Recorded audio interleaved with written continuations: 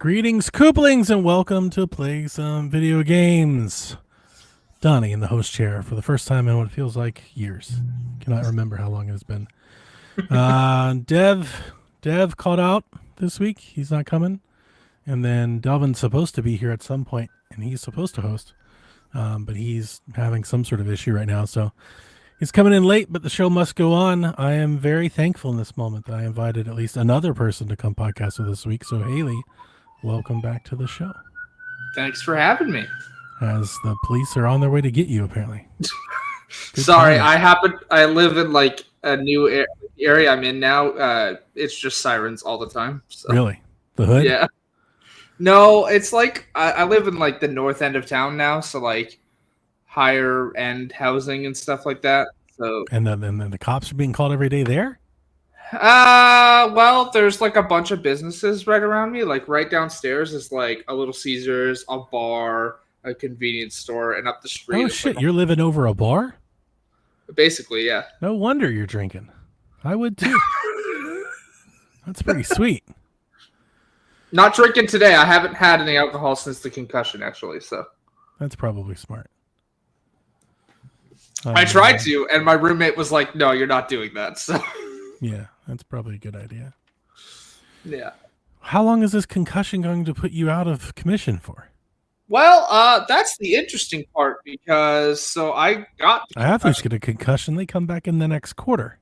I understand that. I got the concussion on the 12th of April, and my vision is still the same as it was starting the 14th. Everything's blurry. It's a wonder that I was able to not only beat 2 video games in the time I've been off. How are you playing like this is nuts? So you can't work, but you can video game? I'll get to that. Don't worry. Okay. It's a quick explanation. I'm not going to go too deep into it, but basically, it's been cleared with my physio because the attempt is to get me to use screens to reacclimate to them because my job is using screens to do inventory, right? But I've been having this blurred vision and the double vision, and I can't read very well at all. Like if I'm reading my phone, I have to have it like this close to my face to read it. So that's just my wife. That's just her life. That's just how it works. And also, these are not my glasses, just to be clear. I do have an eye exam booked for next week, but these are not my glasses. They're my roommate's old pair of glasses. They help focus my vision, but they don't help with the reading at all. So I'm going to support you in your plan hooky. As much as you can, Haley. I understand that. Actually, would you like a funny story? So, sure. I'm getting paid more being off work than I am working. You better watch that. You do that too much, and folks will start wearing red hats and trying to take over the government shit. You might storm the Capitol. Yeah, sadly. Actually, it's weird because we do have a bunch of those weirdos around, and they're waving the Trump flags as if they don't know that we live in Canada. Yeah. So, all right. No, but so basically the attempt by my physio is to get me to use things so that I reacclimate. Because I still have extreme light sensitivity. But you ask how I'm able to do these things. Well, my roommate's boyfriend has his own vision problems. And thankfully, the TV and my computer have been set to brightness settings that allow him to use it. And they work very well for me.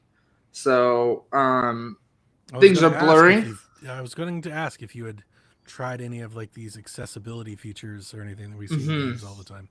Yeah, I've been using them a lot. So basically that's what's been going on. I've been going to physio twice a week. I have physio tomorrow and I have physio on Friday as well.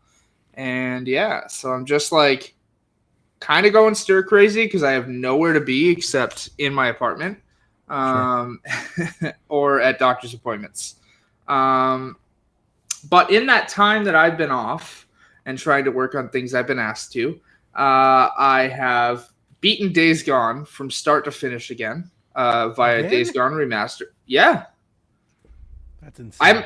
I hadn't played the game since it came out in 2019 and I platinumed it then. And you should it. Huh? Nothing. No, it's okay. I bought the remastered edition, right? It was $15. I bought it I beat it. I platinumed it again. You and Kyle this week just talking about Days Gone. Who cares? I love that game. I platinumed it again. It is a game. So I had a good time with it, and I'll probably play through New Game Plus. I like Days Gone too. That was too long, but I liked it.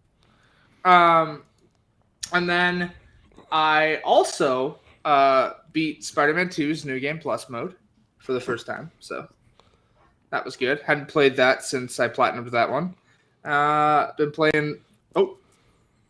Been playing Forza Horizon 5 still. Having a great time with that. And the other one I've been playing a lot of is Cult of the Lamb with my roommate. So we've been playing the co-op mode of that. Love that game. Yeah.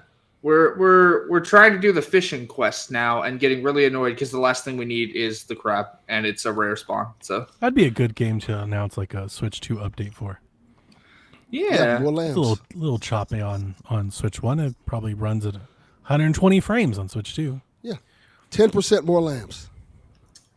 Quarter of the Lamb remastered for Switch 2. Riley wants you to know that EA said Wakanda for never. Boo, Riley. That's you in America, I'll deport you. Welcome, Delvin. Yeah, welcome. I didn't know we had Donald Trump join the podcast. No, not actually. Terrible person. Yeah. Yeah.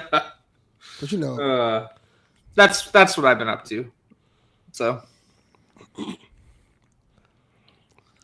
It's your show, Delvin. It is? Oh. It is now. I'll go. I'll let Donnie go last. The best for last. The least. Nah, yours probably better than mine. I had the same shit it was last week. That's good enough. Mine's was I went to the doctor yesterday because they was talking about my knee surgery, and they were like, hey, we're just going to give you some drugs for now until we figure what the fuck we're going to do. So what they did was they gave me a cortisone shot in my knee. And that was quite the experience. First, I was like, should I have you out there trying to play basketball? Like, I'm 19 again. Not gonna lie, that's what it felt like. I feel like I got a new knee, baby. This motherfucker's great. But boy, I gotta tell you, that shot, the shot going in wasn't bad, but whatever the fuck that medicine was, hurt. I get burned, and not the good burn. Well, that's what cortisol is. I don't know. I never had a shot like that before.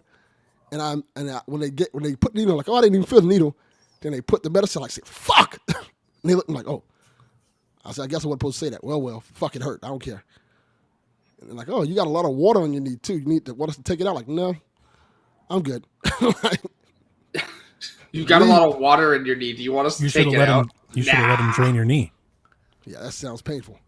My brother has to go get his knee drained like once every 6 months or so.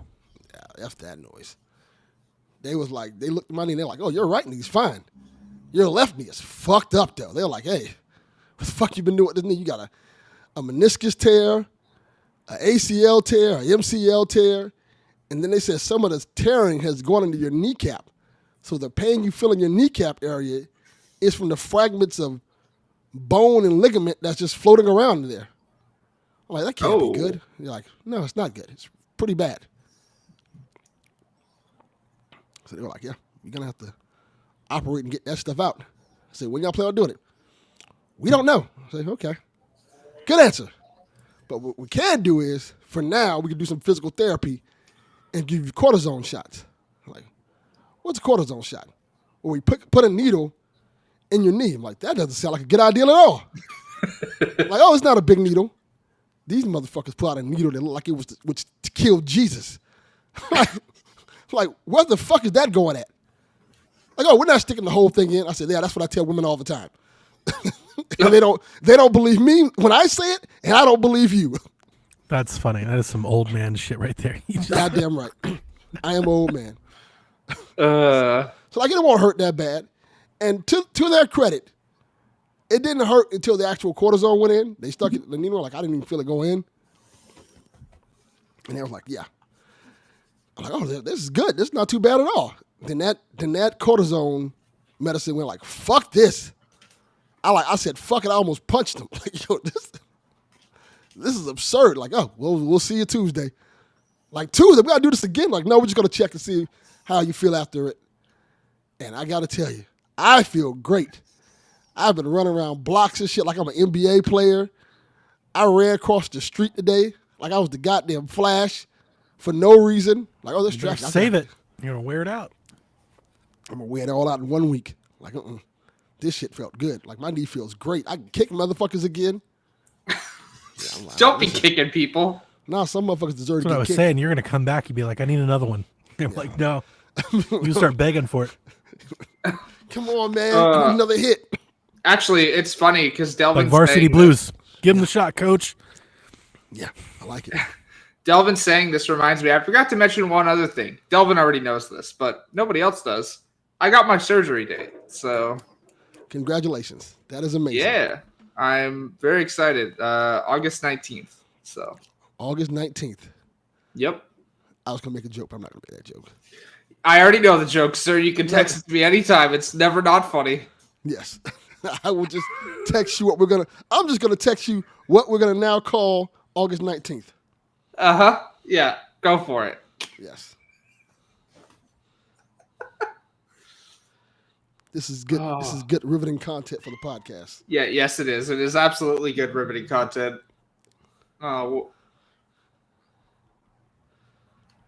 Yeah, that's a good joke. Nobody else is going to know what that is, though. No, they're not. Absolutely not. Not getting me canceled. Not on this podcast. Maybe on another one. No canceling. Yeah, not yet. Still got time to go. Who was I running from, Riley? I'm black. I'm running all the time. No telling who to be running for. Could be the police. could be women. Could be anything in Miami.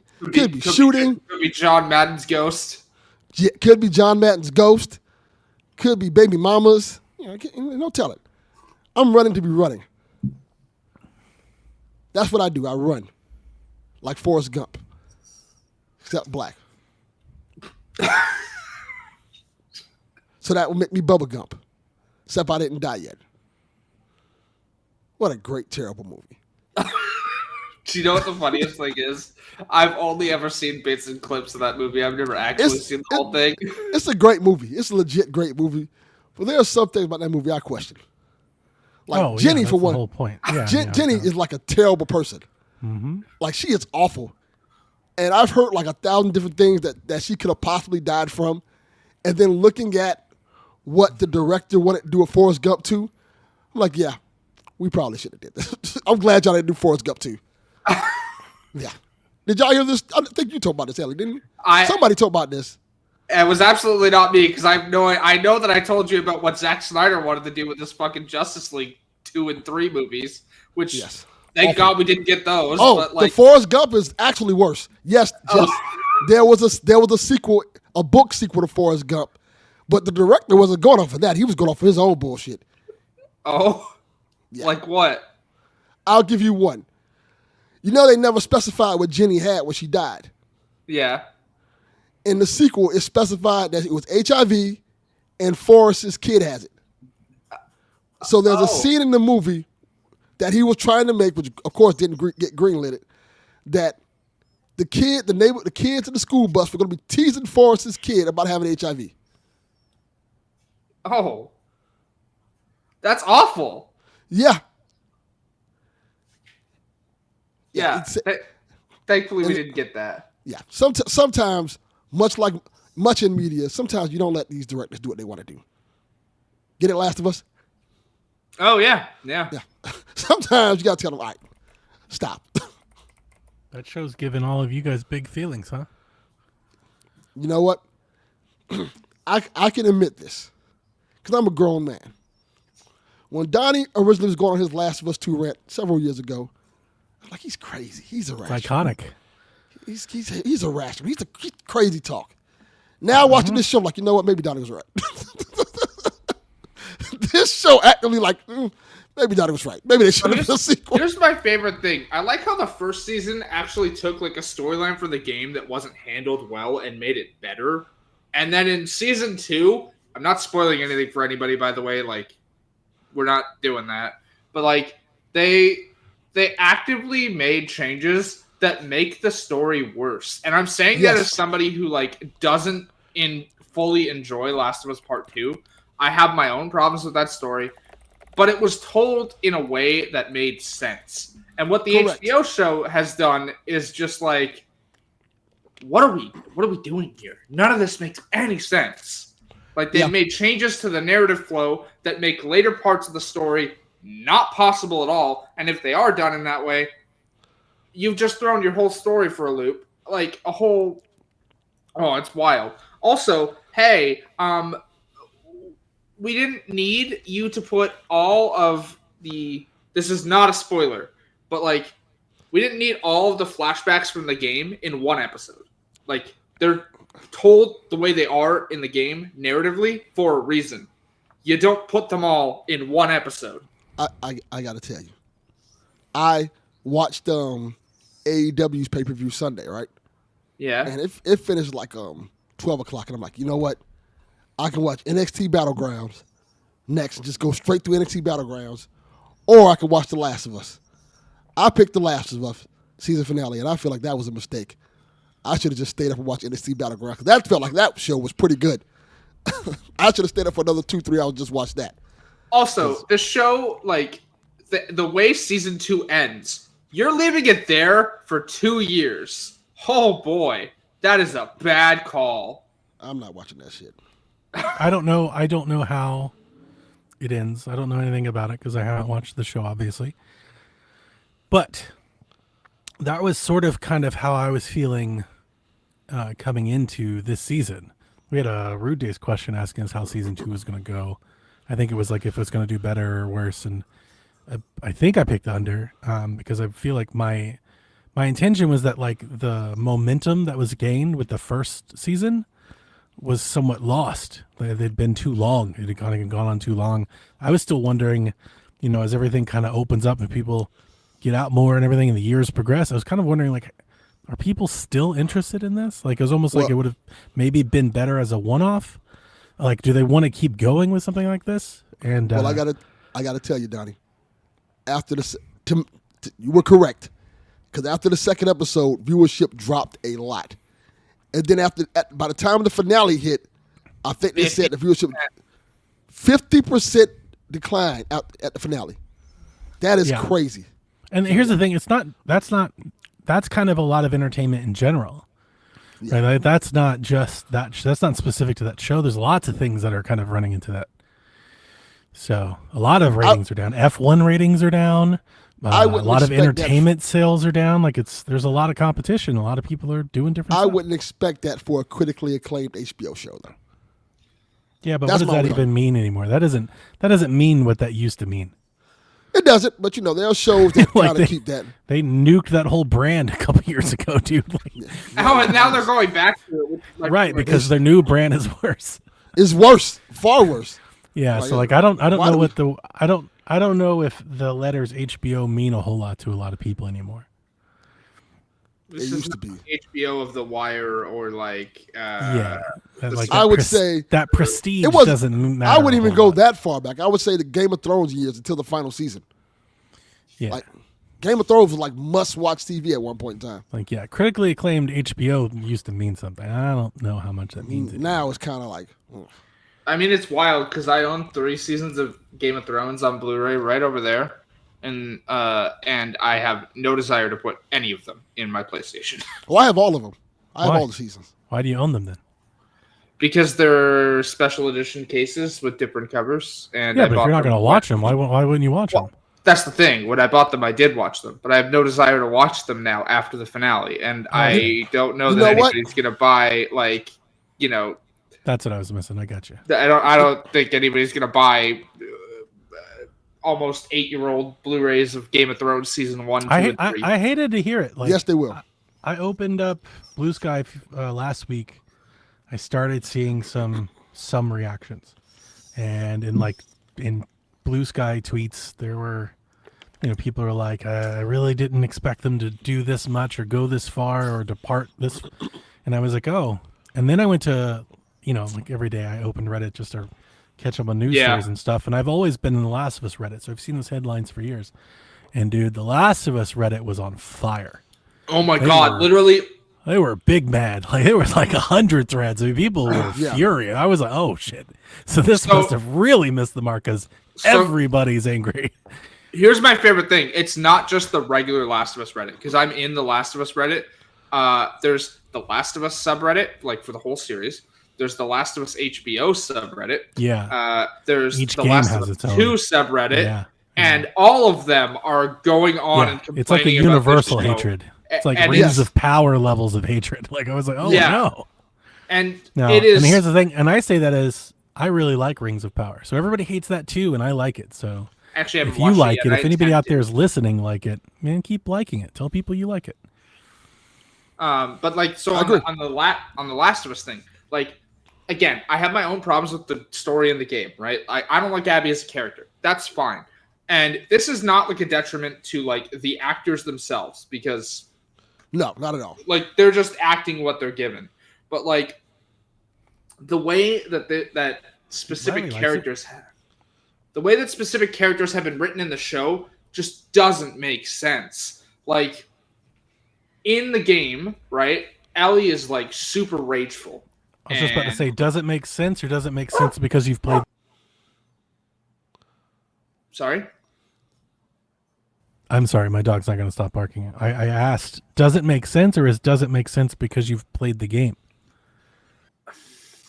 It's a good question, but I'll finish my explanation and then we might have our answer. So what I'm talking about is, yes, in the game, Ellie is like incredibly rageful, determined, like blinded by rage in the game, right? And you can see that in the way that she acts, in the way that like her quest for vengeance leads to other decisions that have huge consequences. But the Ellie in the show is written in a way that makes her look stupid. And not in the way that the game does it. Because, let's be honest, in the game, Ellie is being stupid. Like, but so is everybody in the game. And that's the point, right? Like, that's the narrative point of the second one, is that like it's the cycle of violence is stupid, right? But, and the way it's told in the game, despite me not liking the split structure act between Abby and Ellie, where like you play all the way through days 1, 2, 3 is Ellie, then days 1, 2, 3 is Abby, then culminate, right? I don't like the way that's told, and I also don't like Abby as a character. I know that I've said that, but why I'm bringing it up is because they've done the same thing here in the show, is told it in that act structure, like, but decisions made on the way to telling that don't make any sense, because in the game, Ellie goes to Seattle for a specific reason. Well, in the show, that's been changed. The reason Ellie goes in the first place in the games has been changed for the show. So now a narrative decision that was told well in the game doesn't make any sense for a later culmination in the show to happen. And I agree. for example, like in like I'm trying not to spoil the show here, right? Because people are going to go and watch it because it's so controversial, right? Like that's what's going to happen here, is this is so controversial. People are going to go, well, why are people saying this is bad? So I'm not trying to spoil it. But one thing I have to say is a character gives Ellie a weapon, right? Before they go to Seattle. That weapon, never seen again. Where'd it go? Like at all. That weapon's never brought up again. Gotta wait till season 4. They just leave it back in Jackson? It's just never shown again. Like they like have the rifle before they leave. It's never brought up at all. And like I'm not upset about like omission Maybe of it like, was in a scene or something and ended up getting cut out. I have no idea. Probably. What I will say is I've seen people upset that, for example, the Hillcrest level from the games isn't in the show, right? But nothing really happens in Hillcrest except a huge gameplay chunk where like you're fighting like a whole group of people, which, as we know, the show is only showing the necessary violence. Like that's been said for season 1 and it's been said for this, right? But I'm not upset about that. I'm just upset about like, hey, character reasoning has changed. Like, all of Ellie's anger isn't even Ellie's in the show. It's Dina's. Yeah. That doesn't make any sense, like at all. Well, that's a It's just decisions made, and you can whole tell. another story. Does it not make sense, or is it like, is there any justification for that? Or are they trying to build Dina's Without character? spoiling it, there is justification for it in a way, but it doesn't fit what it should be. It doesn't work. It's not good enough. Yes. Correct. And it's also like, so Craig Mazin wrote most of the episodes of this season, right? He wrote episodes 1 through 5 all by himself. Okay. And then episodes 6 and 7 also have Neil Druckmann and Haley Gross as co-writers. And there is a distinct difference in episode quality between episodes 1 and 5 and episodes that Neil and Haley are working on. I have to say, Craig Mazin does not understand the source material at all. I have to say, sometimes I don't feel like Neil Druckmann understands the source material. That's its own thing. I definitely agree with you there. But Mazin himself does not understand this story and does not understand these characters. And the way that he speaks about Ellie in general, starting in his commentary following episodes in season 1, makes me feel gross. Not even just as like a person, but as a woman. The way he speaks about Ellie makes me feel gross. And bad choice is all I have to say on that. Like, I'm not trying to determine someone's character. Just he doesn't understand these characters himself. Yeah. And it shows. That's and there's crazy. no hate. It's a crazy thing to say. Like, this guy has been working with Neil and they had all this promo and stuff together and he doesn't understand it at all. It's like, so I'm only pressing. It's like, I'm trying to boil down what you're saying into like little bite-sized statements. And like, I'm hearing that it's different from the game. I understand, like we all do, how we could become precious over something like that. But like, it's a different show. Like, you might be different than the game. It's like, an adaptation. I understand it's not going to be followed to the T. My issue is the changes made for this adaptation don't work. Mm-hmm. Like, there's not a compelling narrative reason for those changes at all. I think, to put it best, the direction they go into changes the characters themselves as opposed to make the show better. It doesn't add context. It changes who the characters are and their motivations. They're changing like the archetype. Correct. Yes. Got it. Okay.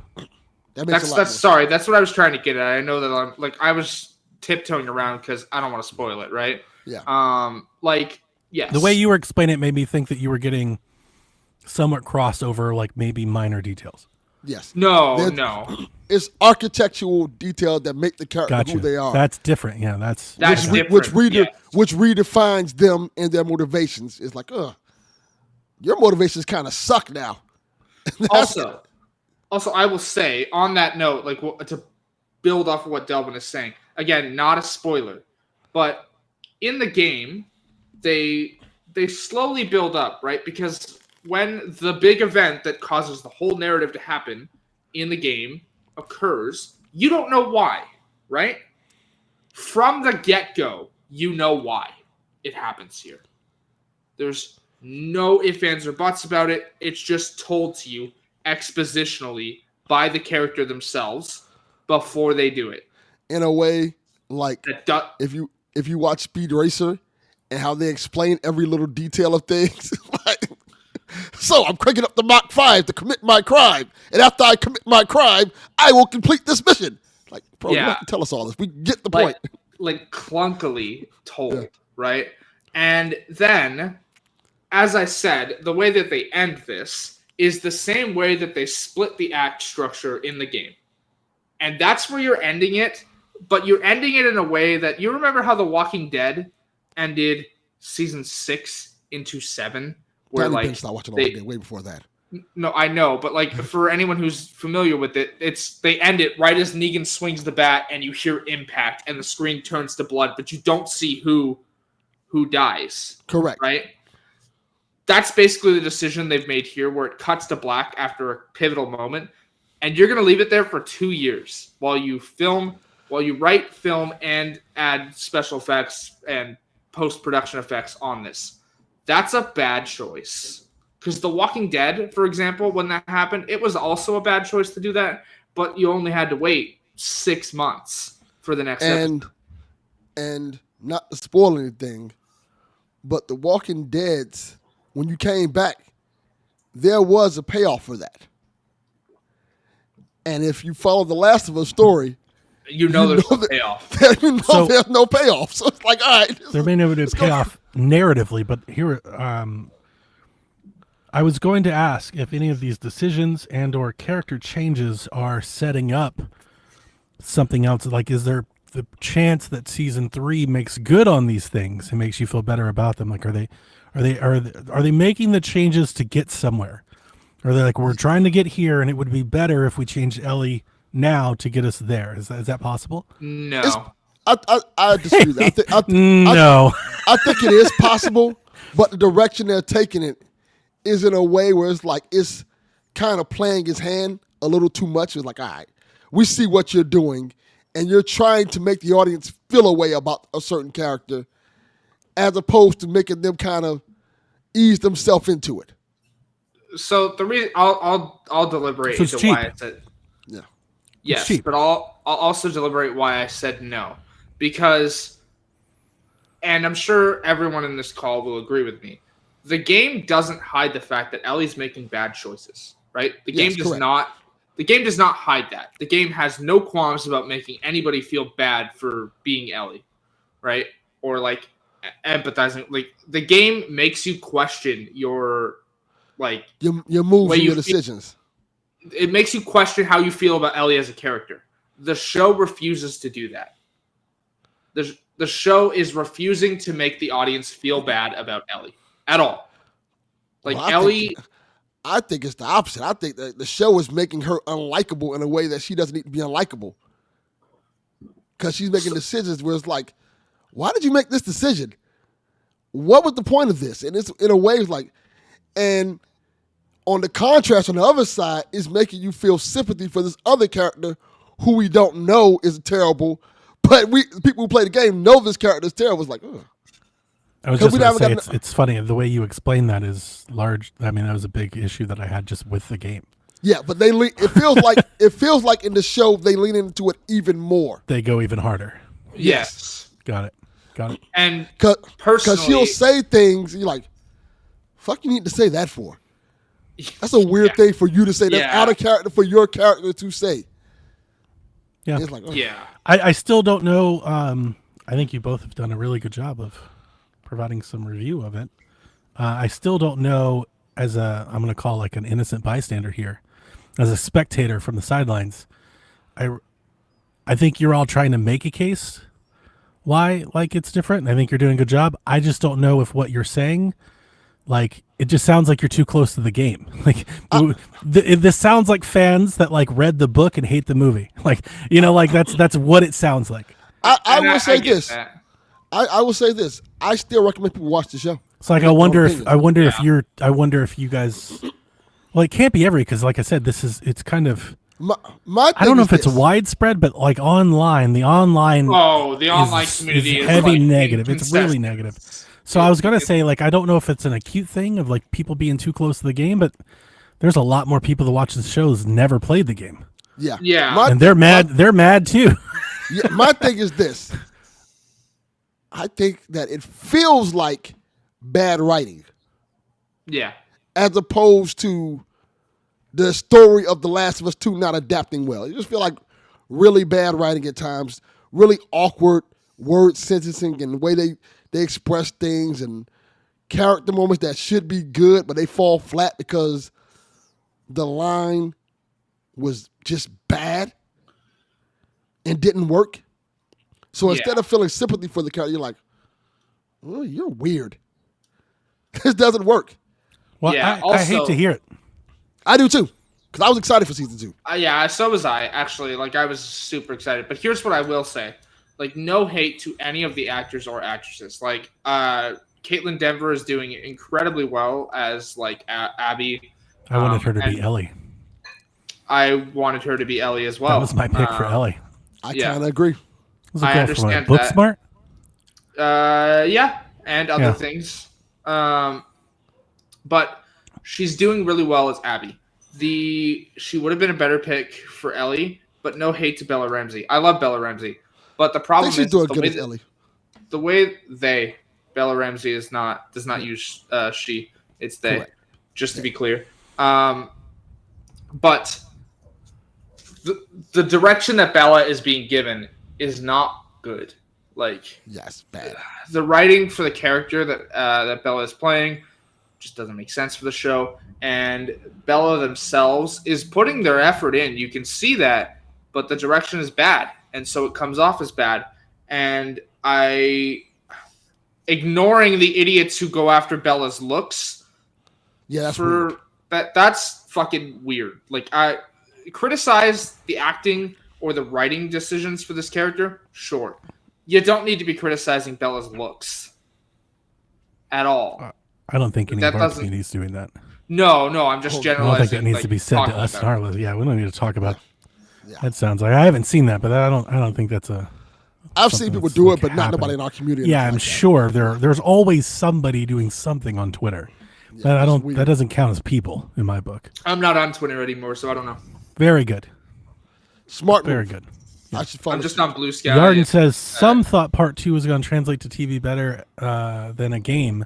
It did not. I was somebody. I was one of people. I always thought it would. I think it could have if they would have made some changes to make the story I was fit always worried about the pacing. I think I told you guys that from like the season. Yeah. I was always worried. Like the pacing on game 2 is like you got to reorganize that whole timeline to I do agree. it.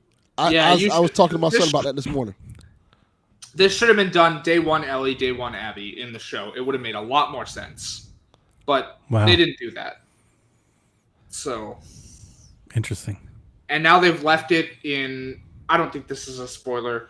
I'm not saying anything too bad. They left it in the theater confrontation that you get the first time at the end of day 3. Is Yeah, Ellie. That's where sounds- they've left it. I don't hate that on paper. Like if I was to write this out on paper, that's probably where I would have stopped season 2.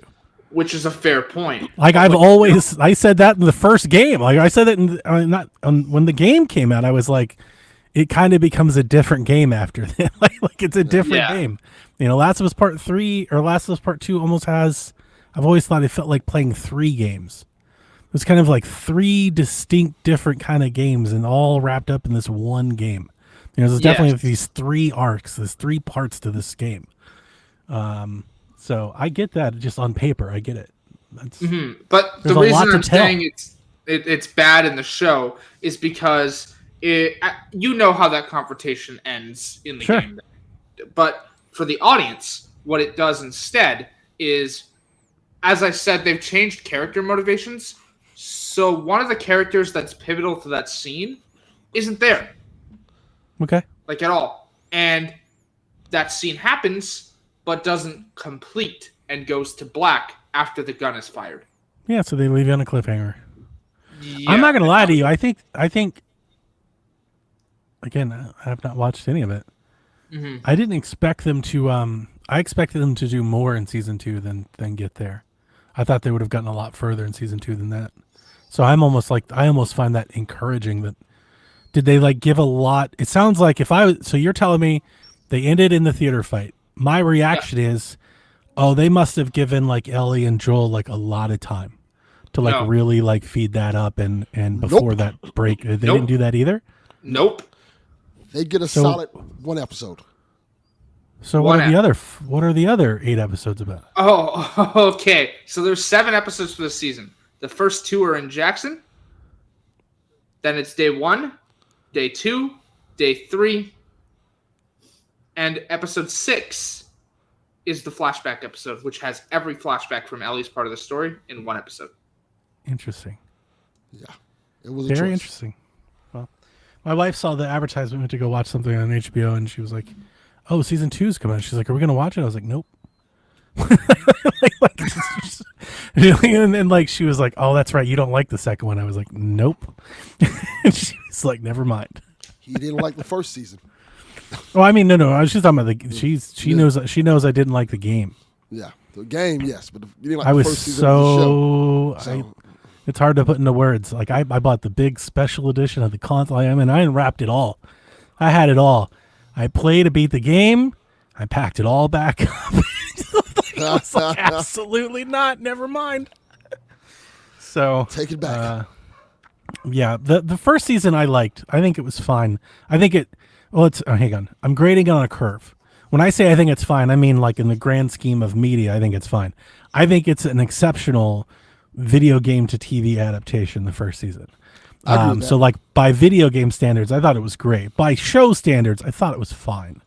My only critiques is I felt like they needed more episodes because it felt fast, and I don't think it got the build that like we would want those characters to have. So I felt like some of the weight was missing, but that might be because I played the game. My wife tend to agree with me. Like it moved so fast, it had a lot of questions. You're like, wait a minute, what is that? And how does this? But like, there's a lot of questions that felt unanswered. You know, like it almost felt like like Cliff Notes. It was like Last of Us Cliff Notes. You know, it was like a bridged synopsis version of what that game is. But I liked it. It was fine. Yeah. I hate to hear For that. shame. Yeah, I hate to hear that. Folks, a lot of folks aren't liking the second one. But if you're out there like Riley is and you like it, man, let that flag fly. Tell people you like it. Yeah, enjoy Don't it. let them rain on your parade. Yeah, if you like it. I am that person. I really love Rings of Power. Like love it. Like really like it. Watch every episode. Really like it. And I honestly, it's hard to find anybody to say one nice thing about that thing. On everybody universally hates it. I still need to watch that. It looks interesting. It looks pretty. I think at the it's, very least. but I know it's not setting the world on fire. It's no viral Netflix hit or anything like that. But I think people watch it. I think the numbers on Amazon are pretty good. Yes. So for all the hate it gets online, like people are watching it by Amazon Prime definitely watch it. standards. They definitely watch it. So I know it sucks if you're one of those people out there. I always say it, like this applies to everything, movies, games. It sucks when you really like something and the entire internet hates it. Like everything's always divisive. You'll always find a hater. But like when everyone hates it, that kind of blows. You're like, oh man. I always hate that feeling. Yep. Trust me. Yeah. I will say though, like for Like being for an example, AEW fan. I will say, you know, like for people who have never played the games, like for example, one of my roommates has never played the games, had no idea. My other roommate had watched the first season and knows all about the games, like both of them. They just watched it together for the first time, and they had a great time. And they started season 2, and I don't know where they are in season 2, but from what I can tell, the person who's never seen it at all is enjoying it. So They're digging That's it. good. That's what matters. Yeah, that's kind of like when I hear you guys talk, I'm back of my head, I'm like, it's because they played the game. Like it's hard to let go with what you're saying. It's like you have this pre-connection to it. I'm sure I do too. You almost wonder, Yeah. like in a blind sample, what would the feelings be like? Yeah. You know, I don't disagree with none of this, by the way. no, I don't either. But the thing I will say is I do know some people who've had no interest in the games, watched the show for season 1, loved it, and still have no interest in the games, have watched season 2, and they hate it, and they don't intend to watch season 3. Hmm. Wow. maybe ultimately, maybe it's just a really divisive story, like it always has been. I mean, it Maybe has it been since it came out. That's what I'm saying. Like, the intent of the original story was to be that way, and that legacy continues. It's still that way. I will say, the other thing I will say is Neil Druckmann recently came out and like clarified the ending of the first game. That didn't need to happen, like at all.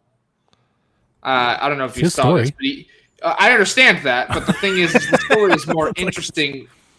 The story is more interesting when you don't clarify the ending, right? Sure. Like Yeah. My thing was about that because I saw that and I was like, you kind of like made more plot holes when you didn't have to, but it's cool. 100% made more plot holes, but also like you coming out and saying, "Oh yeah, they 100% could have made a cure." Okay, Yeah. that doesn't change.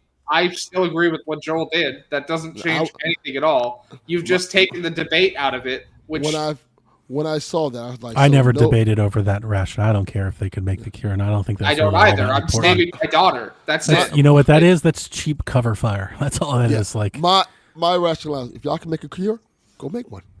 Joel, Like, Joel, y'all Joel wouldn't have- didn't make no documentation of all this information at all. That was the one doctor who could do everything in this whole universe. The one guy had all the cliff notes. now y'all sound like comic book fans. No, but also I'd like to say that- we can make a cure, but our first instinct upon finding an immune child is to cut their head off. That's our first instinct, and not to run tests. Hey, What are we- you got to do it. It's in the brain. You got to do it. That's not how that works. I don't like.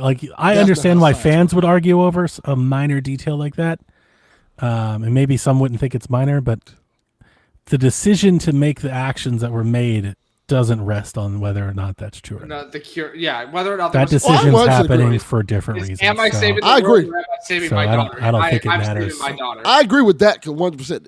It doesn't matter with the decision Joe made. He made the decision he made for that. Yeah, But my whole thing was, we're going to find a cure. Now the cure is dead. Like, the cure is dead? Like, we just stop now? That doesn't make any sense. Can you imagine a lot the of end? Can you imagine the end season 3 with a cure? Could you Like imagine they if I figure it just... out. Yeah. Can you So imagine if the someone thing. just goes in a hospital and shoots a cancer doctor like, well, we can't cure cancer no more. Like, what? Like, That's how that- crazy. Crazy. like, that's how they're doing it. Hey Here's man, what I will LinkedIn is say. down, Delvin. We can't find another person. Man. Can't find nobody else to do this. Here's what I will say. If a part 3 happens, It is. I think the story will be about Ellie finding Abby to finally make the cure. I don't think that's That's a good wild. idea. That's Finding wild. Mhm. Oh, are they going to have an Ellie Abby like love scene? Oh, I'm checking out right now. I'll tell you right now.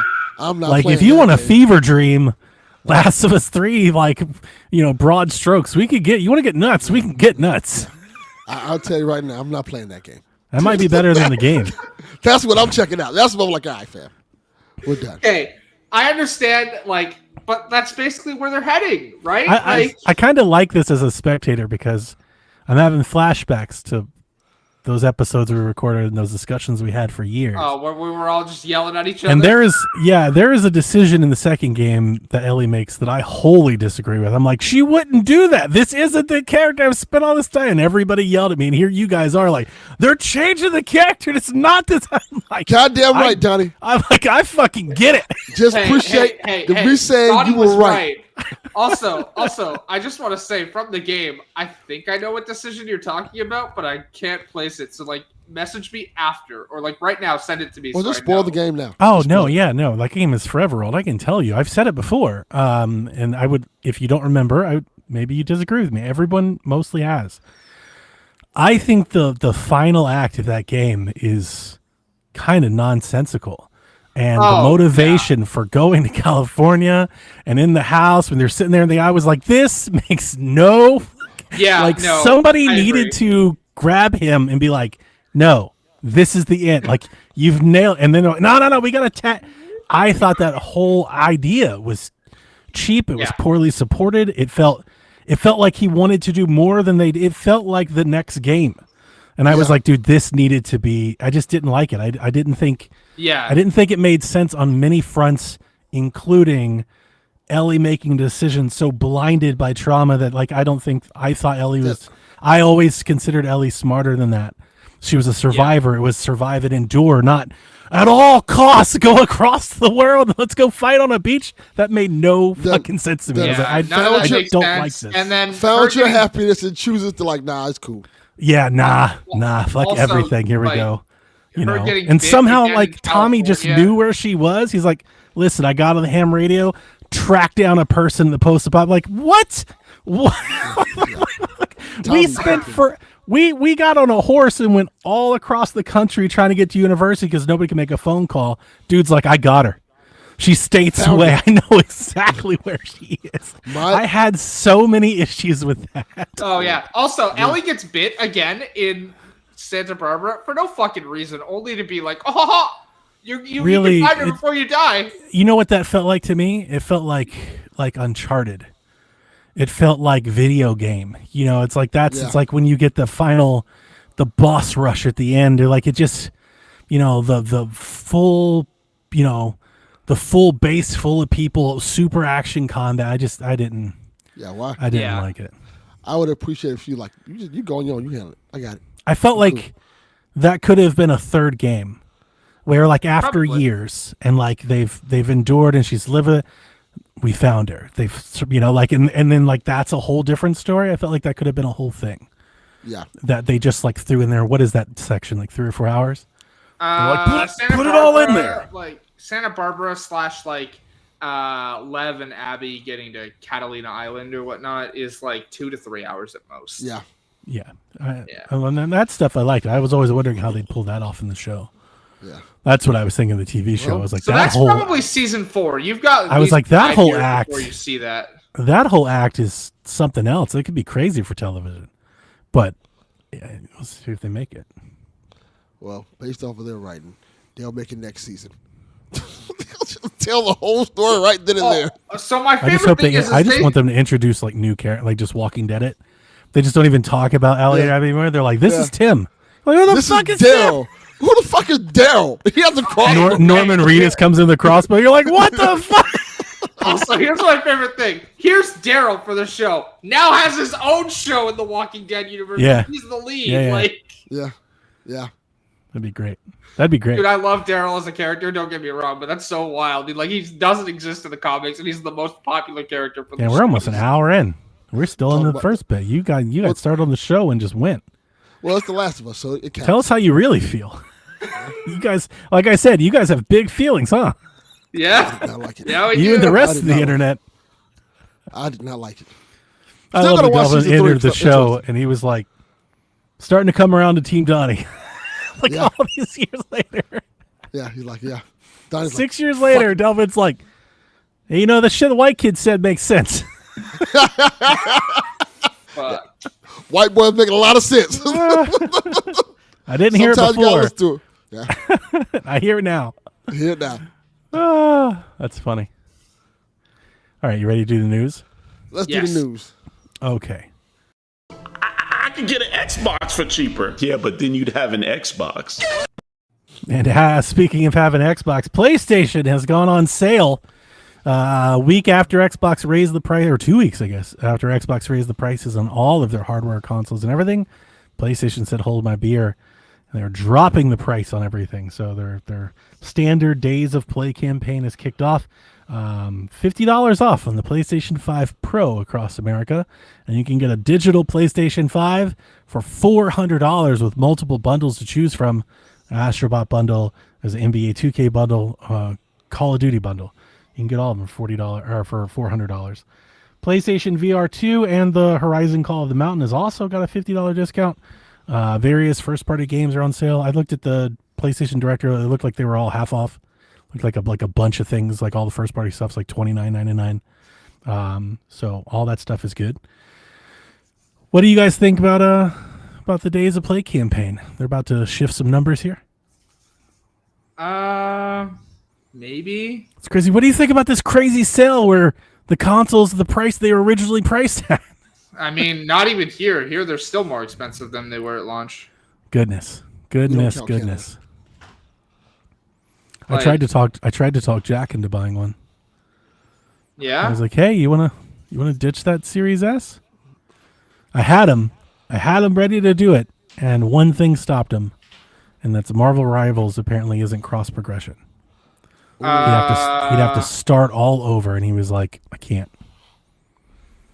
Yeah, I understand. That's funny. I played Marvel Rivals launch weekend and haven't played it since. It was hilarious. Oh, they play every day. It was very funny. He goes, "I'd lose all my progress in Sea of Thieves." I was like, "No, you won't." He's like, "What?" I was like, "That's You whole think Xbox's Microsoft whole could thing, count. dude. Like that's their Yeah. whole gig. Play anywhere. You can pick What? that up." And he was like, "Really?" And he goes, "Forza 2?" I was like, "And Forza." And he goes, "Oh, I think I'm gonna have to do this, Dad." I was like, "Yeah, pack it up." And he goes, "Do you know about Marvel Rivals?" I was like, "I don't. You have to look it up." And he messaged me. He goes, "It doesn't have it, Dad." And I was like, "Well, not everybody can be Xbox, son." Yeah. And yeah, so like, cause that's fun, right? Cause I grab Forza on the PlayStation now, and I log in, and it makes me link the account, which no problem, right? And I do it, and like, it's so weird to like, I'm discovering new roads for the first time in the game, but like my number's not changing in the game itself because of what I discovered on Xbox when I had it. I think it's brilliant what PlayStation's doing. Not gonna lie, we're gonna bring the prices down to its original price right before the Switch 2 comes out. It's kind of smart. Yeah, I mean that makes sense. They want to try and stay relevant, stay in minds of people as the Switch launches. Correct. What you're doing is you're reminding people like, hey, you can buy that Switch, or you're putting that in their mind by doing it. Put a couple dollars more, get a PS5. Yeah. I saw some people. I hate giving voices to people to bad opinions, but I did see this, and they almost got me to like rage reply. I didn't, but they almost got me. It was on Reddit, and they were like, it was more or less like we're all being fed a bunch of lies. All these companies are raising the prices, saying that they have to because of tariffs in the world, and PlayStation is discounting stuff. How is that possible? No. Easy. And I was like, go ahead. Delvin? You heard me? I did not. You can hear me now? You kind of froze there. You just froze. That's weird. I was like, it's easy because PlayStation still has a bunch of fucking stock here. That's exactly right. Yeah. Like, I thought that was ton of super easy. Yeah. It's like I was like, one, they're the market leader, so they're making more because they're selling more, which means they have more stock. They're probably already here. Their own president said they've been stockpiling systems in anticipation for the tariffs. Yeah. So yeah, this all makes sense to me. I was like, this is totally, but like when I tell you that thread had hundreds of response, like it was a big thread. Yeah. Like Yeah. I just couldn't. I was just like, This oh. is simple math. Yeah, that's definitely a reply meant to make you angry. And Sure. yes, Which again, is why I this didn't is interact with it. it's not a load of bullshit that like companies are putting the cost of the tariffs onto the consumer. They were gonna do that anyways. Yeah. But like, And even if there was the threat that tariffs are going to go up at some point, then you'd want to sell now. yeah. It's Sell as more many as you can motivation. Sell them while you can. Like try to sell them while people are panicked, while they think they're getting a good deal, why they're scared the tariffs might make it more expensive. Sell now. Sell as much as you can. So Yeah, this is it. Make your hay. Yeah. and then when you have to raise the price because of tariffs, then you go for it. But Correct. by then, all those uppity companies would have done it for a while now. So Sell. smart. Yep. Makes sense. I thought to me. that was pretty self-explanatory, but apparently some people Yeah. don't realize. But yeah, I tried to talk him into it, but Marvel Rivals is what's going to do him in. I would have told him a couple of weeks ago he should have traded his in. He Got wanted that me. bread. He wanted me to. I'm not buying a PlayStation. I don't like the size of the console. I've got nowhere to put it, and I've gone through this math 100 times. Like I've done with all the others. I think I'd play Infamous for it for a weekend and never touch it again. So I'm like, nah, I'm good. Yeah. Your PlayStation is the Switch too. I need them And to. that's fine. I need them to put Infamous on PC or something. Like do that. Days Gone, yeah, like whatever. That's fine. Put Give Infamous me Second Son a on PC. port of Infamous, please. Yeah. Yeah. In addition to their sales, we've got PlayStation Plus news. So you fine folks are getting NBA 2K25, Delvin's favorite, Alone in the Dark, not the good one, the remake. Yeah. The Well, bad is one. there a good one? That's a good question. Is there a good one? I don't think so. Not really. It's just less bad than others. There's good, Yeah, it's bad, and then just- bad. It's just nostalgic. That's You know, what there's let's good, call it what bad. it is. There's good, bad, and then there's bad. Yeah. So you're also getting Bomb Rush Cyberpunk, which is a good pretty game. cool. Yeah, it's pretty cool. And Destiny 2: The Final Shape. As Those are Haley all pretty solid. commits cat abuse. No, as Haley slaps the couch because the cat's thinking about jumping The up on the couch. entertainment She punched stand that again. cat, listeners. If you didn't see it, she just punched that cat. I love Um, that cat. That cat is my child. In non-essentials news, you're getting another Crab's Treasure, Skull and Raven. Bones. Get Sorry. excited for Skull and Bones. Nah, son. Keep that. Destiny 2: The Legacy Collection. You're getting Grand Theft Auto 3, the remaster. That's cool. Does it work now? And it does. No. And the Classics Collection is getting Mist and Raven. Have they fixed the rain on GTA 3 yet? I think so, yeah. Why are they giving us Mist and Raven? Because that's for the people that pay the most. For the people that give them the most money, they are rewarded with Myst. Not a remake, not a remaster. No, the just original. The original fucking game that probably plays like in shit. its originality, like in its original form. Nah, son. Keep That's that what shit. you get for giving them the most money. I saw someone on our Discord be excited for that. I was like, why? Hey, it's a very popular game. I'm happy they're excited for it, but it's like, this isn't a remaster. Like, this is, well, I can just buy you a code for this right now for like $3 on the Steam store. And it'll play better. EA has canceled its Black Panther game it had in development and shut down the studio that was making it, Cliffhanger Studios. Fuck you, EA. The EA Piece of Entertainment shit. president said, the decision was made to sharpen our focus and put our creative energy behind the most significant growth opportunities. That motherfucker said DEI. That's what he canceled. Growth. That motherfucker said growth opportunities. In Growth the video game opportunity. market. What fucking growth opportunities? They have a growth opportunity. In a minute. Says the company is going to be focusing more on a small handful of franchises moving forward. Per the report, the president said that Battlefield, The Sims, Skate, and Apex Legends will be key games for the company moving forward. Well, they're not making no money. It's also being said that the staff on the mobile and central teams are being let go, that they've got cuts coming from both of those divisions.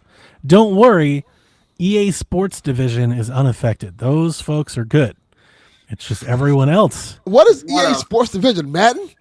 It's Madden, college football, football club, F1, UFC, all of that. So Madden and college football. Dude, FIFA. Dude, FIFA. Oh, yeah, FIFA fucking FIFA's the biggest one, man. Right. FIFA So I saw fucking bank. So you say that, and I have no idea if this is right or not because I didn't care enough to look into it. It's outside my purview. But in a lot of the reactions to today's news, I saw several people say that apparently FIFA did not sell very well this year. And that might be why they're having cuts. So that is true. But the thing is you would think the cuts would be in the sports division and not. And hang on, did I say not sell very well? Because obviously FIFA football club, it's called EA Football Club or whatever. But I'm gonna keep calling it FIFA. FIFA sold well. It just didn't sell as well as FIFA normally sells. So it sold fine.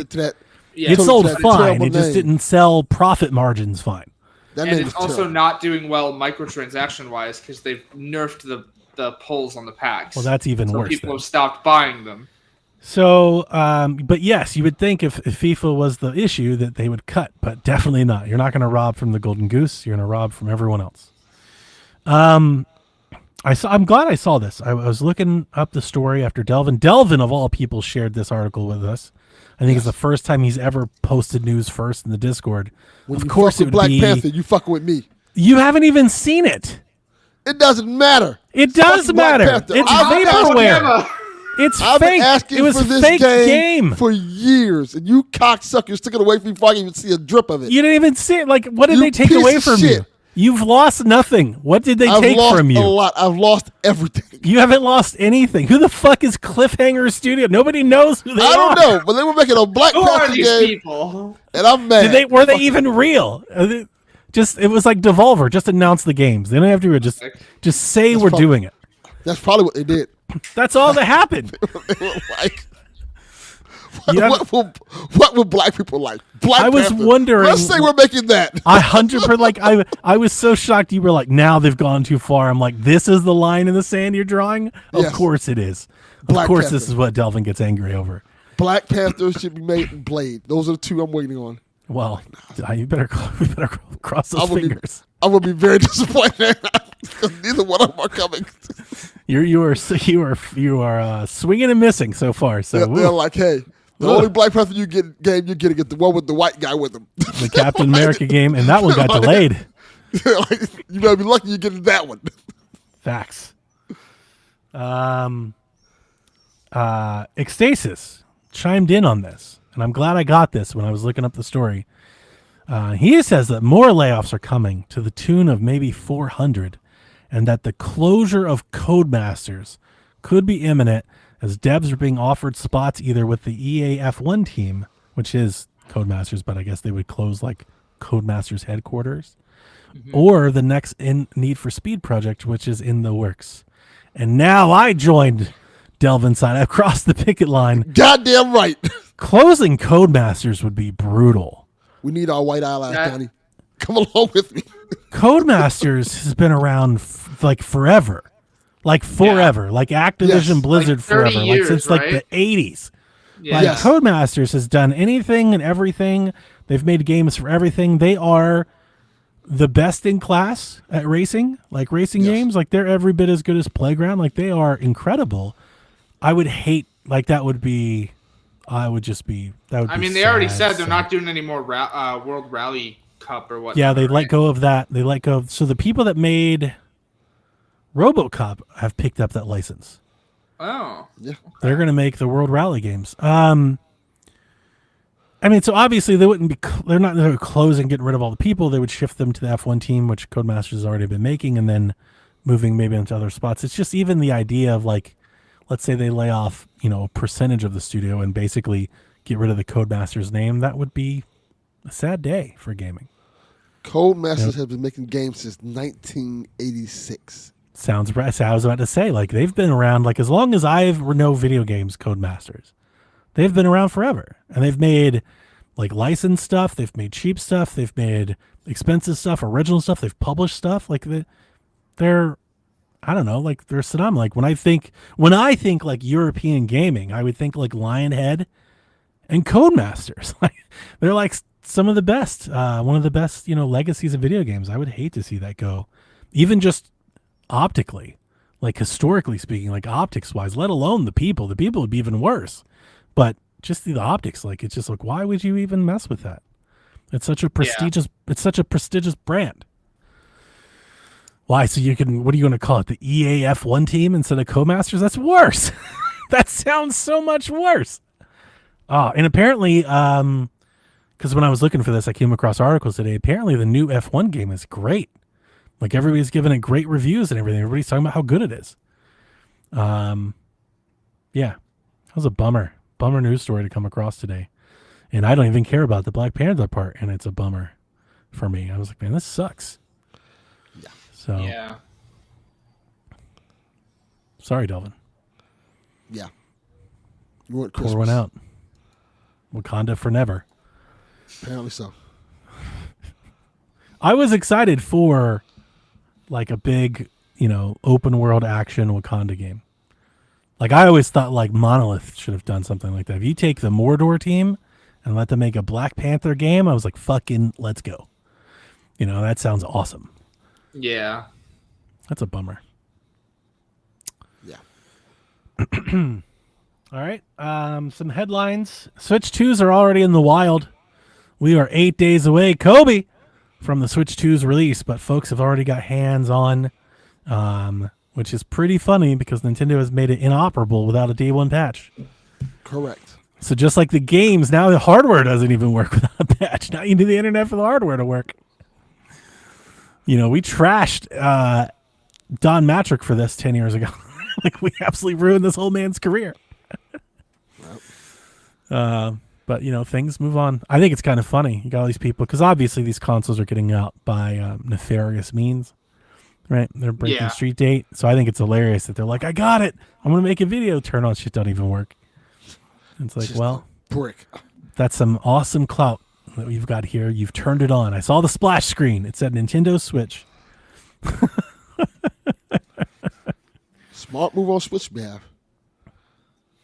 Yeah. Play this Yeah. we turn I it on. also, here's the other thing, like there are things in the settings and stuff that we've gleaned from it. We'll talk about it on Nintendo Shack, but like I wonder how much we can even take like concrete because once the patch comes, who knows? Like does the patch just activate the console or does the patch do more? Right? There are people who are like, oh, it doesn't have themes. And they might be right. They're probably right because right now it only has the 2 themes. But it needs a day one patch to work. Could have a day one patch with themes. Like it could, it could happen. We have no idea. Theoretically, yeah. So I know I saw that they were like there was a story the other day about like just them sitting in a cage on the floor of Target. Yeah, they are. Yep. They're in Yeah. the back. Like all the shipments are going out and they've got a lot to ship. So I wouldn't be surprised if a lot of us get them like before launch day. Like the shipping companies, they'll probably start putting them out there days in advance just because they're trying to make it by delivery day. So I wanted to get one of these as a gift for my roommate, but dude, the price on these is literally no. Yep. I can't do that. So I got 3 of them. What's it like to have money? They're not for me, they're for friends. I understand that. I know. I've seen like the Switch 2 exchange chat. I grabbed extras for friends that couldn't get extras. So I'm sending one to Josh. He has since neglected. He's declined. So I'm sending one to Seth. And then my buddy that I always talk about from work that plays F1 and iRacing and stuff, he also wanted one and didn't get one, so I'm sending one his way. So I'm spreading the love. They're paying for it, obviously. I'm not paying. Wow. I don't have the money for all that. That's crazy. I don't have the money for one of them. The beauty of it is that I've got 3 different places with order, which means I'm playing the first one that shows up. So it's like I'm putting them against each other. I was like, all right, who wants to get here first? So I'm very excited. I can't wait to take off and play Breath of the Wild. Dude, I'd love to play anything on the Switch 2, but again, I can't afford it. Dude, I couldn't even afford Doom Dark Ages, which I want to play so much. Gotta get Game Pass. So, didn't even pay for it. On what? Figure it out. Your phone. A toaster. I heard they make toasters now. Fridges, something like that. So, you got to get one of those. What is it? Amazon. Get an Amazon TV. They get Game Pass on that. Yeah. Get one of those Samsung TVs. They just added Game Pass to that. That would buy a new TV. Sir. Wait, you got a computer? You got a tablet? Yeah. Play it on that. What do you mean, but that's it. You go to xbox.com/play and you sign in and you click Doom and that's it. You're done. Okay. You've got it. D-Life. D-Life has got you. Stream. Yeah. Power of the cloud. It's just fuck the cloud. I'd rather play it like not. Could you imagine trying to play Doom Dark Ages over cloud? That'd be awful. Yeah, that's why I don't want to do that. Terrible. That'd be terrible. Dude, I'm playing Doom. I'm playing Doom like 2016 right now because I want to play Doom, right? And I cannot imagine trying to play that on like a cloud streaming. Are you kidding me? I'm not gonna lie to you. Dark Ages is awesome. I like it. I heard the shield is really fun to use, so it is. Yeah, the shield is fun to use. It's like it's kind of weird. Like what it does, I think it does. Like it's doing it very well. It's really fun to play, and then like all the extra stuff, like the exposition and the narrative and the different gimmicks and everything. Like I don't think I really like any of it, but it also doesn't impact how much fun I'm having playing the game. Yeah. The only thing I know, so it's like I've got critiques, but like, do they matter? Not when I'm flailing this mace and kicking people and punching and shooting and shit. No, it doesn't really matter. No, yeah. It's still a lot of fun to do that. I don't know anybody who plays Doom for like the lore. Like, right, the Doom exactly. Crazy, yeah. But the only significant thing about Doom lore that I know is that the Doom Slayer is a descendant of BJ Blazkowicz. That's the only thing I know about the Doom guy. My only wish is that like you could skip over the other parts. Like if I could skip the dragon chapter, like that would make the game better. It's like, okay, like I don't want to do this. I feel like that's a fine like request because like that's not what the game is. Right? The game is Doom. So it's like, yeah, I get that you threw this in here because you want to change it up, but it's like, but maybe you should give us an option to skip it if we don't want to. Yeah. Like if we just want to get back to ripping and tearing. Like it's like in 2016 when like they're doing a bunch of exposition in his face and he just slams the monitor so it shuts up. Yeah. It's like you're supposed to be kind of indifferent to all this. So like, why are you making us jump through these hoops? Like, let's get on with it. Like in that way, it's not like a pacing issue per se, but it interrupts the flow. You know, it's like, oh man, I was just catching my wind. Like, come on, get out of the way. I've also heard the dragon doesn't control well. It's fine. It's fine. I don't want to say it doesn't control well. It is what it is. It's basic. You know, it's Panzer Dragoon. Like we've all done this in games before. It's not anything new. And it's not like I was at no point I was like, oh, this is bad. It's hard to control. It just is. It's just there's not a lot to it. It just is what it is. You know, very right down the line. It's exactly what you expect it to be. Yeah. So, Night Rain debuts to 78, 79 rating, depending on which service you're looking at, which I think gets us the point. So that's fun. That's cool. You excited about Elden Ring Night Rain? Yeah. I have no interest in that. I love Elden Ring. I love Elden Ring. Don't get me wrong. I platinumed Elden Ring. I had a great time with it, but I have no interest in a Elden Ring battle royale or like survival type game. That's like not. Would that be like the lowest rating that these games have received? Yes. Yeah. That's what I was thinking when I saw it earlier. I wonder if that's just. It doesn't matter. I don't care. I had it in Fantasy Critic too because it's Elden Ring. It's FromSoft. Yeah, so you picked it to go high. Yeah. Yeah, that makes sense. Delvin just left. Star Wars Battlefront 2 smashes all-time Steam numbers, bolstered by recent social media campaign. I shared this in the Discord. I also brought it up because my son has fallen into this. All of his friends have been playing Battlefront for it was hilarious last week when like the news was coming out about Battlefield and what they're doing to try and make that good. My son came through and he goes, word is they're making Battlefront. And I was like, what word? What are you talking about? They're absolutely not doing that. And he goes, that's what my friends are online. Everybody's saying they're going to make a new Battlefront's coming out soon. I was like, everybody's making Battlefield. That's coming out soon. And I was like, dude, there's no Battlefront in you're years away from Battle. I was like, I don't want you to get your hopes up because he loves Battlefront. And what it was is they got swept into this hype. This trend and they jumped in and I love it. His friends played Battlefront all weekend long. I was like, this is great. Like you love to see it.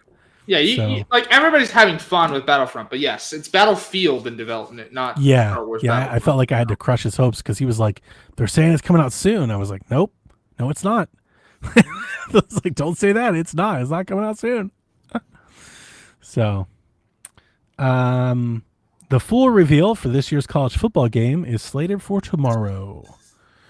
They had Ryan Day in a picture, and he looked nothing like Ryan Day looks. He looked like any generic coach from NCAA 2005. So they were like, he's white. He's Ryan Day. It's random white guy. Yeah. Delvin, if you're talking, we can't hear you, buddy. So, yeah, I'm not too excited because, I don't think they're going to announce new platforms. I will get more excited when EA says they're coming to Switch or PC. That's the only thing I'm kind of hoping for. But this year's game, from the preview builds and the screenshots that I've seen, it looks like they're adding on a lot of extra flares, like team entrances and stuff. So maybe it's really good. It's got to be an improvement from last year. So are they bringing mascot mode back? Who knows? Maybe. You never know. Mind's Eye CEO, I didn't write his name down because it's not Leslie Benzie, it's the other guy, it's the business guy, claims that negative reaction to Mind's Eye in the recent gameplay trailers they've released was, quote, financed by someone, and it's hard not to guess who. I saw this story, and it's fucking wild. Boy, are we just pulling at straws for why people are not interested in your game. You can't just go claiming that. Yes, we can hear you. We got you back, Delvin. You cannot just go claiming that Rockstar is financed. Obviously, they didn't say Rockstar, but you can't just go. You can't just go. Hey, my former employer is financing an attempt to destroy my game before it releases. I gotta tell you, no.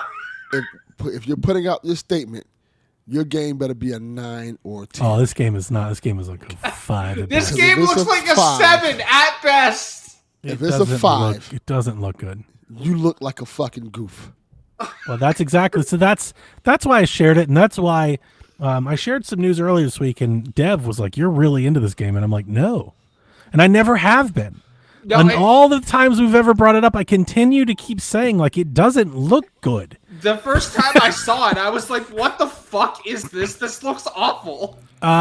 It's definitely not because this is an actual product that's coming out, but I've almost been more intrigued or curious by the story of this game, because it was first announced as an engine, a user generated content engine, right? And then it's no, we actually have a game. And then it was, we have a game by the guy that used to work at Rockstar. And then people ran with it. And like since then, every headline has been Leslie Benzies, former Rockstar game. Like it's all been tying to Grand Theft Auto. Every article about it. And then you actually see footage of the game and you're like, that's a really bad standard to put yourself. It's almost like they should be doing the opposite. They should be coming out talking about how like, hey, everybody, it's not Grand Theft Auto. We're much smaller. We're not doing that. We're doing something, but they're not. It's almost like they're welcoming the comparison, but that's going to end poorly for them. And I think we're seeing that now. They just released a gameplay trailer and everybody's like, that's garbage. Because it's like, yeah, because you all have GTA in your head. You're all expecting GTA and you're getting Watch Dogs. Like it's not. And also, it's not good. You're not even getting the original E3 reveal Watch Dogs. You're getting Watch Dogs on Wii U. Yeah. Yeah. That's what we're getting. We're getting Wii U Watch Dogs instead of GTA 5, and that's the only reason I keep kind of like reading about the story. And like this statement, he said this in Discord. So he went into Discord and was like, "They're paying people to hate us." That is, I mean, it's hard not to feel like as Americans, we hear that stuff a lot now. You know, who are the bad actors? Who paid them to do it? Where'd the bricks come from? It's like, what conspiracy bullshit are you on that you think your mid-tacular ass game is being financed a hate campaign? Like, what are we even doing anymore? Yeah. Like, we just claim everything. Like, and my kid's going to come home and be like, somebody paid the teacher to fail me. Like, Yes. What the fuck is happening? This is bad. Real bad. But that's the society we live in today. People will use their failures and make excuses for their failures, and it's everything except them. Everything else, right? Everything else. It's conspiracy against me. Somebody else did it. No, maybe The game looks sucks. weird. Like it's got, so there's like decent mechanics. There's shooting. You can drive. It looks good enough. It doesn't look groundbreaking in any way, but it looks fine. Like it looks like a decent game. But then every time they show it, it gets a little weird. It's like the last time they showed it, they were like, users can make their own missions in game. It's like, wait a minute, it sounds like you don't have enough content. You want us to make our own? Correct. Like, it's weird. It's the like more the game, they talk about it, the worse it sounds. It does, exactly. It's like, and it doesn't feel like, it feels like a game that was just announced and is years away. This fucker is apparently coming out in like 3 weeks. Yeah, this thing's supposed to come out like June 21st or something like that. And what? Like no, It's got like 10th. Redfall vibes. Yeah, it does. You know, like Redfall, people were like, I played it. It wasn't great, but we think it's going to be good. You know, like there was always like this hesitation with Redfall. That's how this game feels right now. It's like this weird. Have you guys heard any of the people like, you know, I'm always on YouTube, so I can talk about like my YouTubers where I get reactions from. I follow 2 or 3 different channels that got a chance to preview this game. Have you heard about people that previewed this game? No, I have not. I've not like seen anybody specifically talking about users it. Users were allowed to preview this game, Delvin. They weren't allowed to play it. They were allowed to join a private YouTube stream where they were able to watch somebody play it over stream.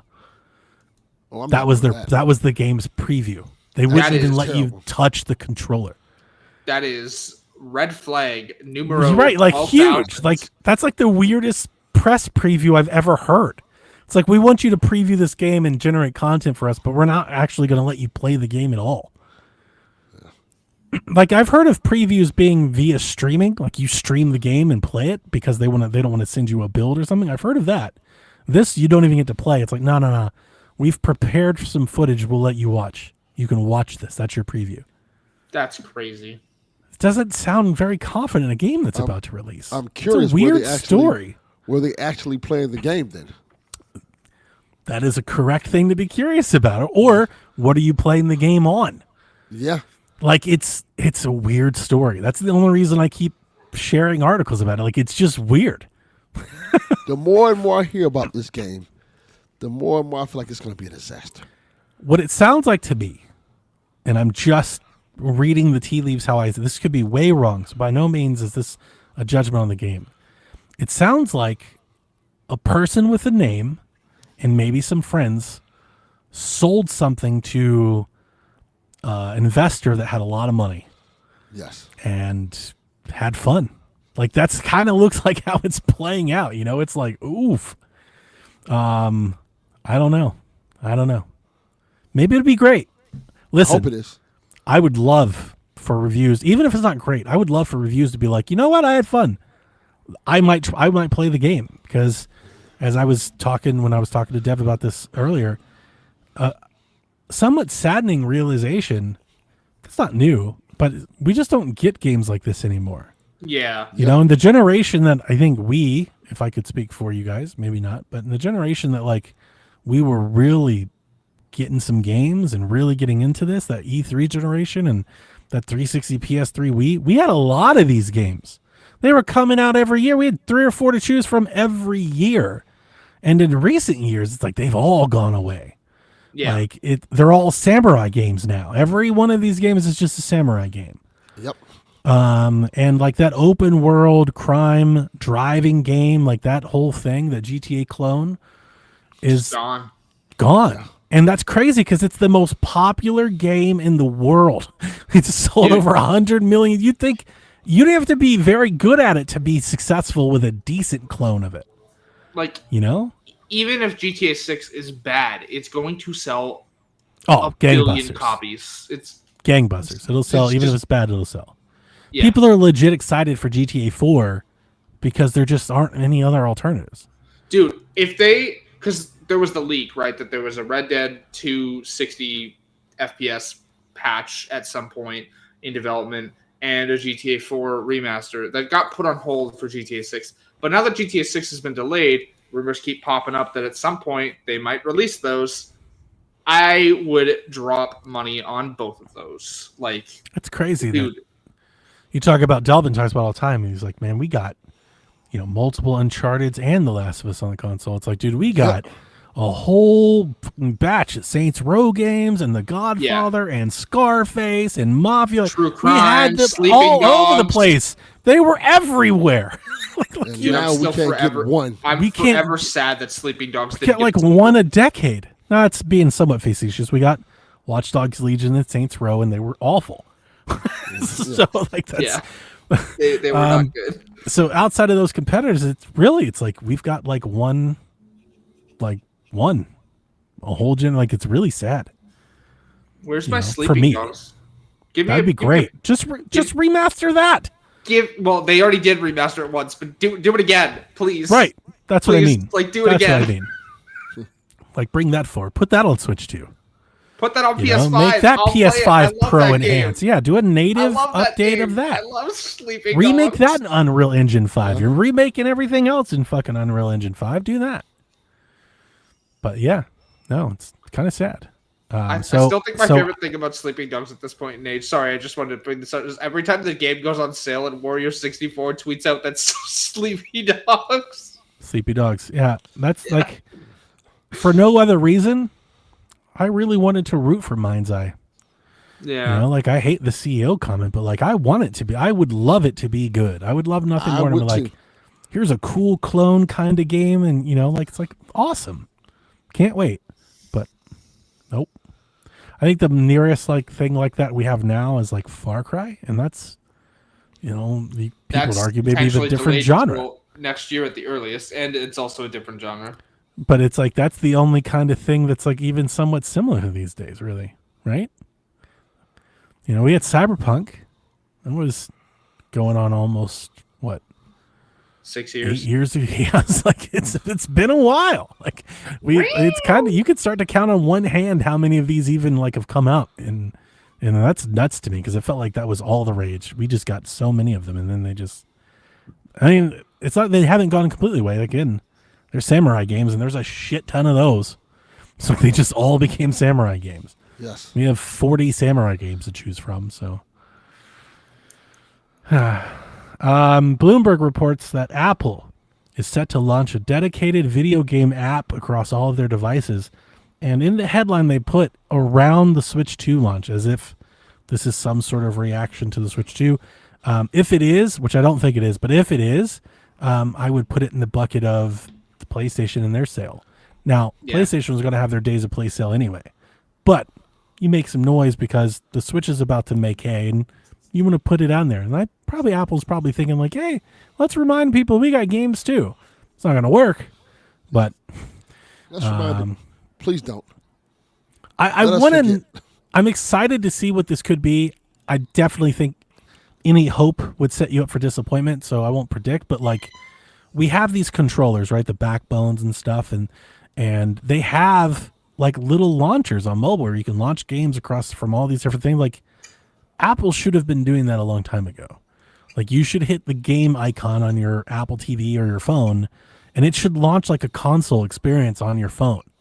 And you're like, here's your Xbox games, and here's your remote play games, and here's your iStore, your Apple Store games. Like all of that should be together, in some sort of like console like launcher.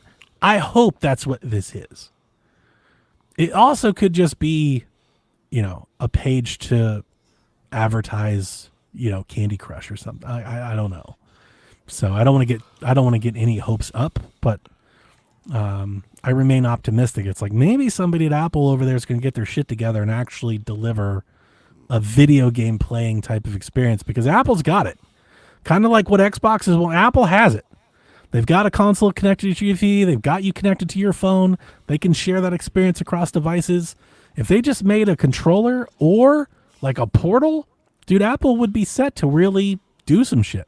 But they've seemingly never really cared, despite, they have these demos every few years where they show off Death Stranding or some shit. But then what happens? Nothing happens. So it's really weird. It's really weird. Why they're not more invested, I guess. I've never understood it from Apple, but I just don't think they don't see themselves as that. They're like, no, we just make the store. All the developers are that, but it's like, I don't get it. I feel like nobody cares. I was waiting for somebody to say something. I was like, damn.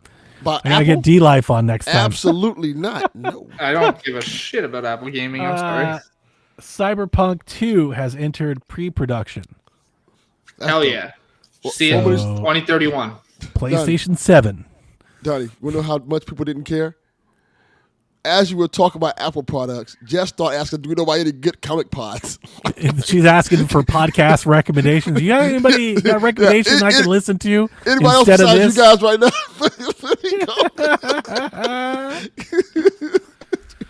now? Yeah. So whoever, whatever that means for however long Cyberpunk, it's probably a long time. Probably a long time. Fault. This isn't an announcement. Actually, this is pre-production. Might be a little quicker because they've switched to Unreal Engine for the next for all of their games going forward. So I'd take that. Bet. I'd counterpick that up. I would take the field against that one. I agree. I said might be a little, not a lot. Aren't they still working on another Witcher game now? Correct. Witcher 4, yes, which I'm so excited for because we get to play as Ciri. And isn't that a while away? She did a happy dance. Dude, I love Ciri. She's my favorite character in the Witcher universe. How many options is that? Like out of like 6 people? Oh, there's hundreds of characters in the Witcher. I'm messing with it. I know. Well, did you see her like? You cut that in half. Okay, hold on. She looked up like, oh no, you did not just say that. This is a fun story. Not fun, but it's good to know. There was an interview with developers that used to work Ready at Dawn, right? For the Order. Yeah. Mm-hmm. And they mentioned that a sequel to The Order 1886 was in development with PlayStation. It would have featured larger battles and multiplayer. In fact, the idea was pitched to be a trilogy. We were supposed to have The Order 1886, The Order 1891, and The Order 1899. And it was all written. They were working on the sequel when the plug was pulled. That sucks. Remember, everybody, the Order suffered so Concord could fly. Yeah. Wow. Remember, we could have had the Order and a Black Panther game. You fuckers killed it. Yep. We got Destruction All-Stars. Is this Concord, where I come in with the hot take and say that the Order wasn't Fire good? Sprite. Who else has come along? Fair Games. Better It's not than all gone these shit well. Donnie It's calling. not gone well. I mean, Halo Factions, let's add- heading left again. Let's add factions in there too. Like we could have had a trilogy of Order games, but And Jade Raven left too. Yeah. Again. so what were you Amazon saying? You is- were saying the Order wasn't good. Yeah, I didn't like the Order 18. Well, that is an incorrect opinion that you can have. I You were agree. allowed to have that incorrect opinion. The Hey, Order I was platinumed dope. that game. I just didn't Great. like it. The Order I Vampire Dick loved Man, a let's lot. go, baby. Game didn't take so long. It was concise. It was to the point. The Order could have been PlayStation's Gears. I agree. 100% could have been. But PlayStation's Gears is Gears. It is now. Yes, You don't it is need it now, but it could have been. They could have had a whole thing. I like It was like Order a lot. it was like the perfect way that I would like as a consumer. It's like the perfect way that I would like a new IP to be introduced to me. Yeah. Like, don't go too crazy with it. Like, give me something concise and short, and it's like, let me see. Like, I would have bought the sequel, and then you could have, just like in the olden days, you could have done more for the sequel. Like, you did the first one, maybe it didn't make all of its money back, but you come back with a sequel, and then it takes off. You know, like, we've lost that in games. If it's not a day one hit, we just get rid of everything. Yeah. Perfect time. 5 hours, you're done. But back then, this golden age that we always talk to, like old people at this point, you know, back then things were pitched as trilogies. You wouldn't make as much on the first one. It was competitive. It was hard to get people to buy new IP.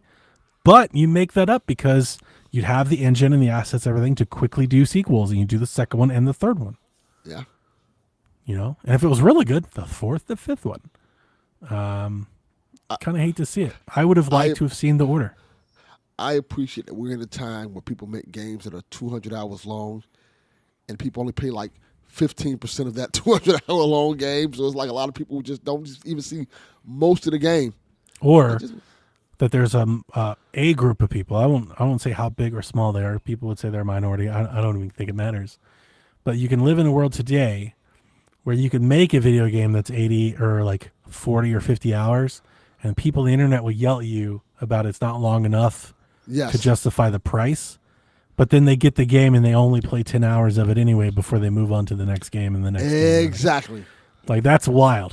Like, that's Yes. because we know by player data that most players don't beat the game. Hell, they don't get through half of games.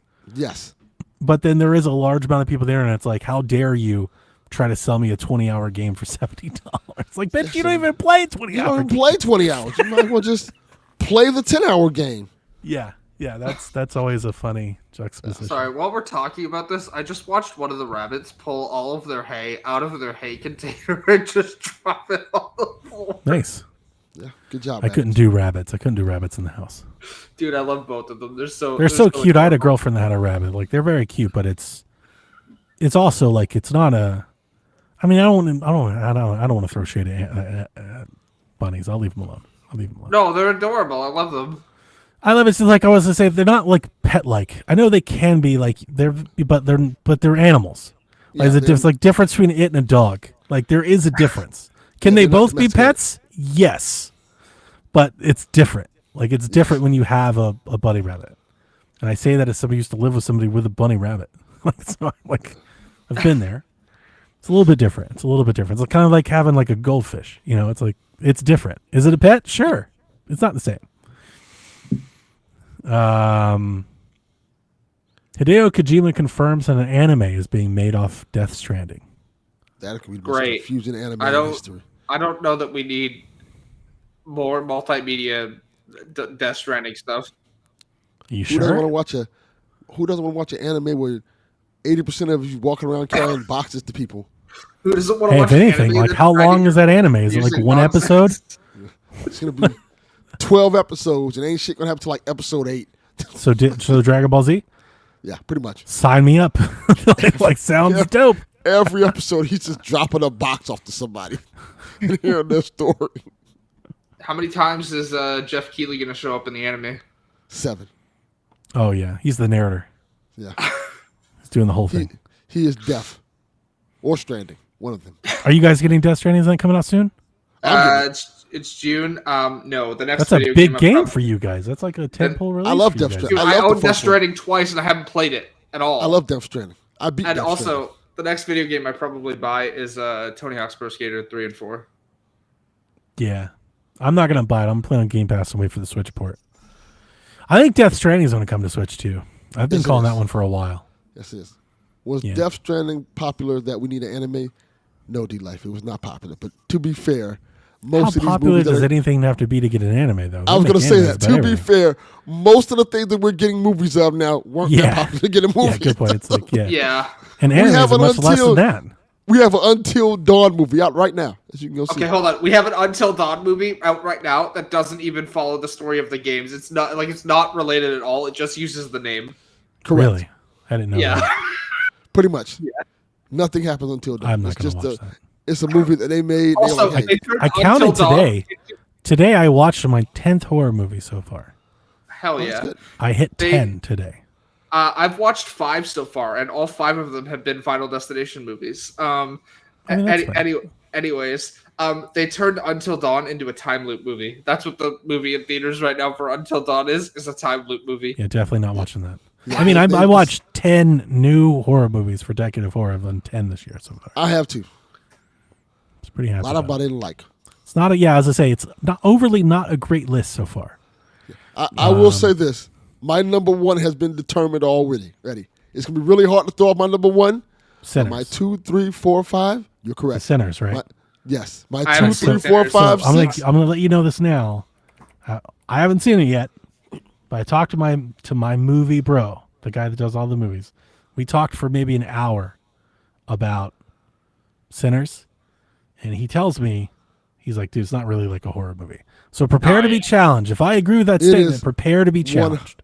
It is 100% a horror movie. Well, prepare to be challenged because he's not alone. I've heard that a lot. Like a lot of like my horror themed podcasts and stuff are like, yeah, like it's horror, like Twilight's horror. Like they're not Nah. They're not even digging close. it. They're not Also, digging it it's like Who that. says Twilight is a horror movie? What? I mean, I meant like I just pulled a name. I meant like it's got a gothic or horror theme, but it's not a horror movie. No, I it will is say, 100% a horror movie. Twilight could be a horror movie if it was played from Charlie Swan's perspective, the dad. I don't. That would be a no, horror I've got movie. no idea. But- I regret pulling Twilight. I was just the first thing that That's your came to fault. mind.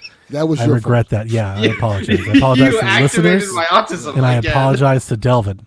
Yes. And I'm not Sinners saying is- listen. I'm not saying I agree. I'm just saying it's a recurring thread that I keep hearing from people, is that it's like, yeah, it's horror, not horror kind of thing. You apologize. I think to the that listeners. comes This is so from- funny. The build of the movie. Like the first hour Ghost. and the second hour feels like two different movies. Okay. Much Well, much like From Dusk Till Dawn. The first hour is Got it. leading up to the horror part. Then Yeah, when you yeah. get to the horror part, oh, like, There's this lots of fucked up. horror movies like that. Yeah, Yeah. I'm like I said, it's just a thing that I've picked up on. I don't know if it's true or not. I just kind of keep hearing it. I've heard somebody say that. I'm like, no.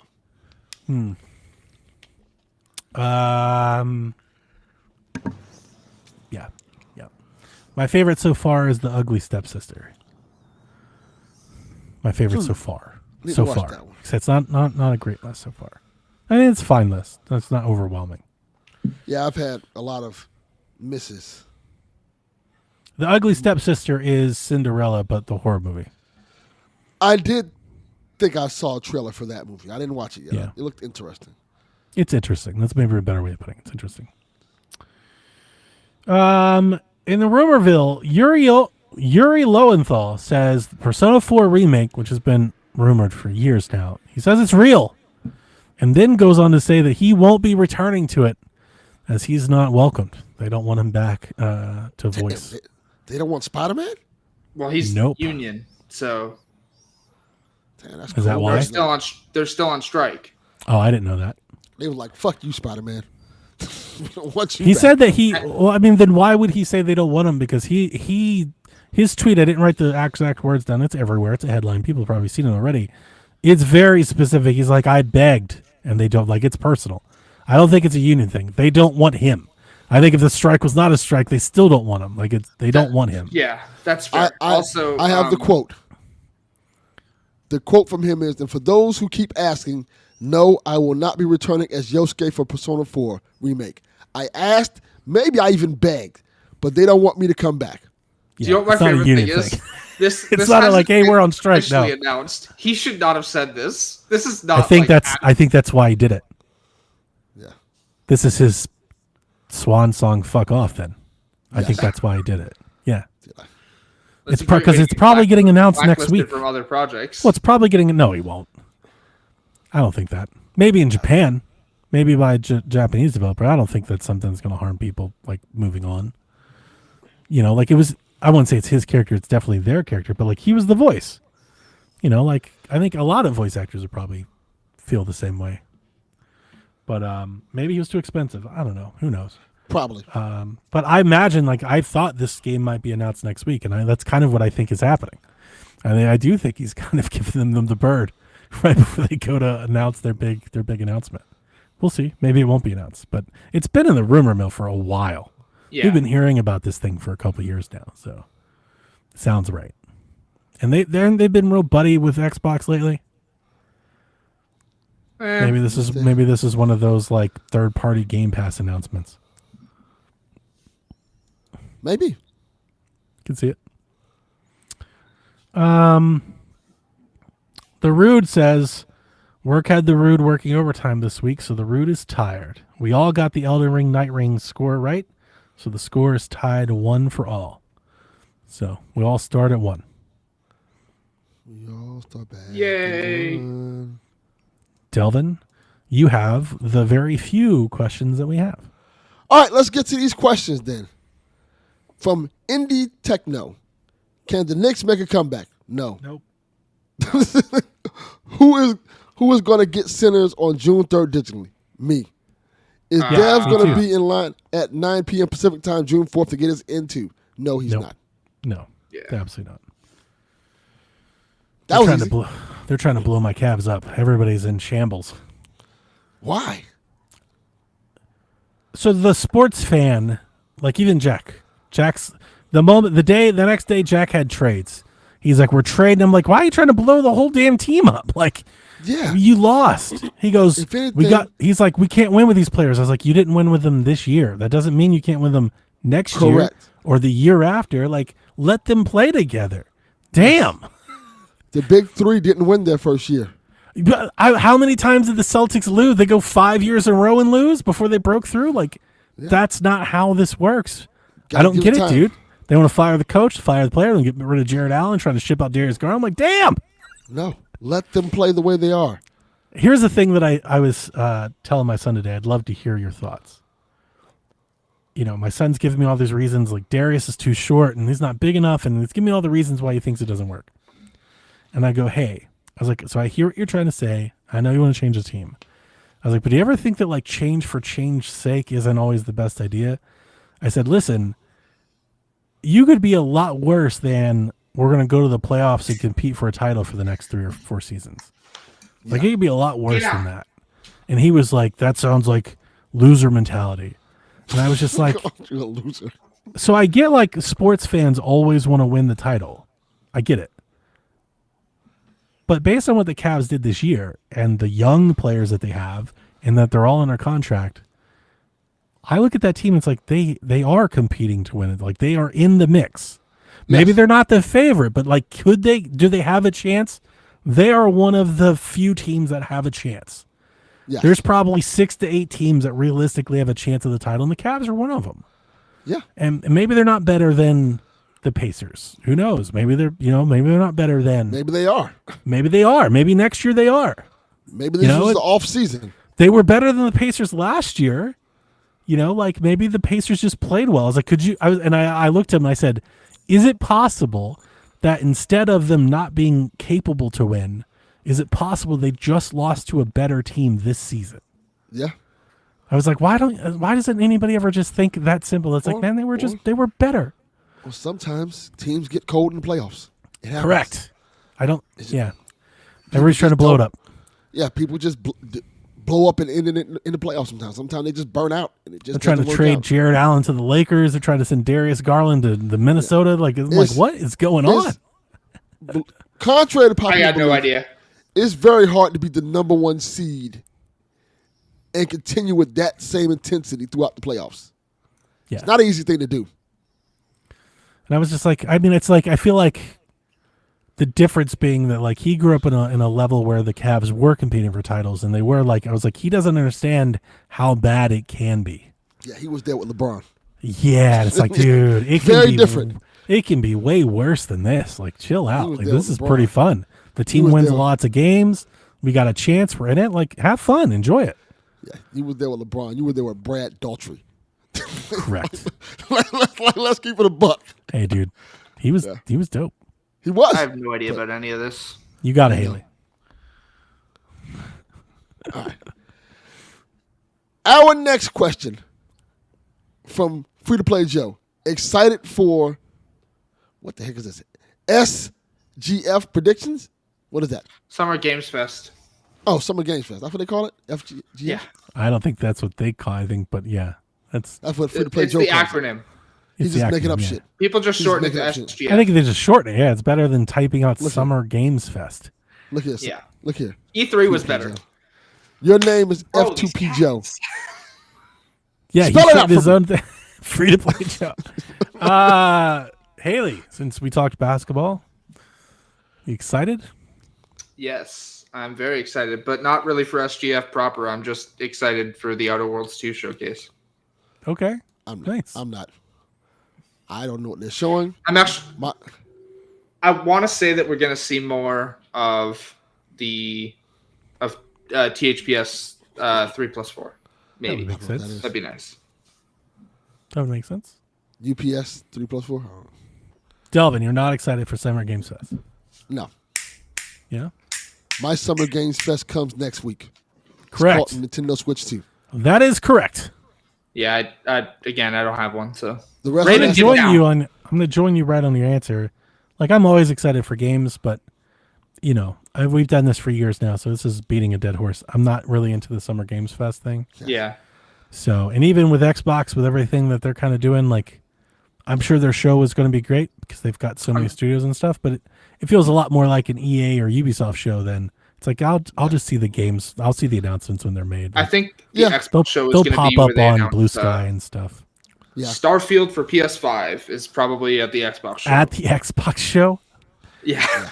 Hey, yeah. Bill Spencer So, came out and let's- said they're doing that now in their shows. They're literally let's gonna show you do our that. PS5 games. Yeah. Wow. That's the I'm going to Xbox join you. show. Like, I'm not particularly planning to watch Yeah. the showcases. I My might excitement watch. is Switch 2. That's I'm Summer excited Games for Fest. announcements. Like, I need dates.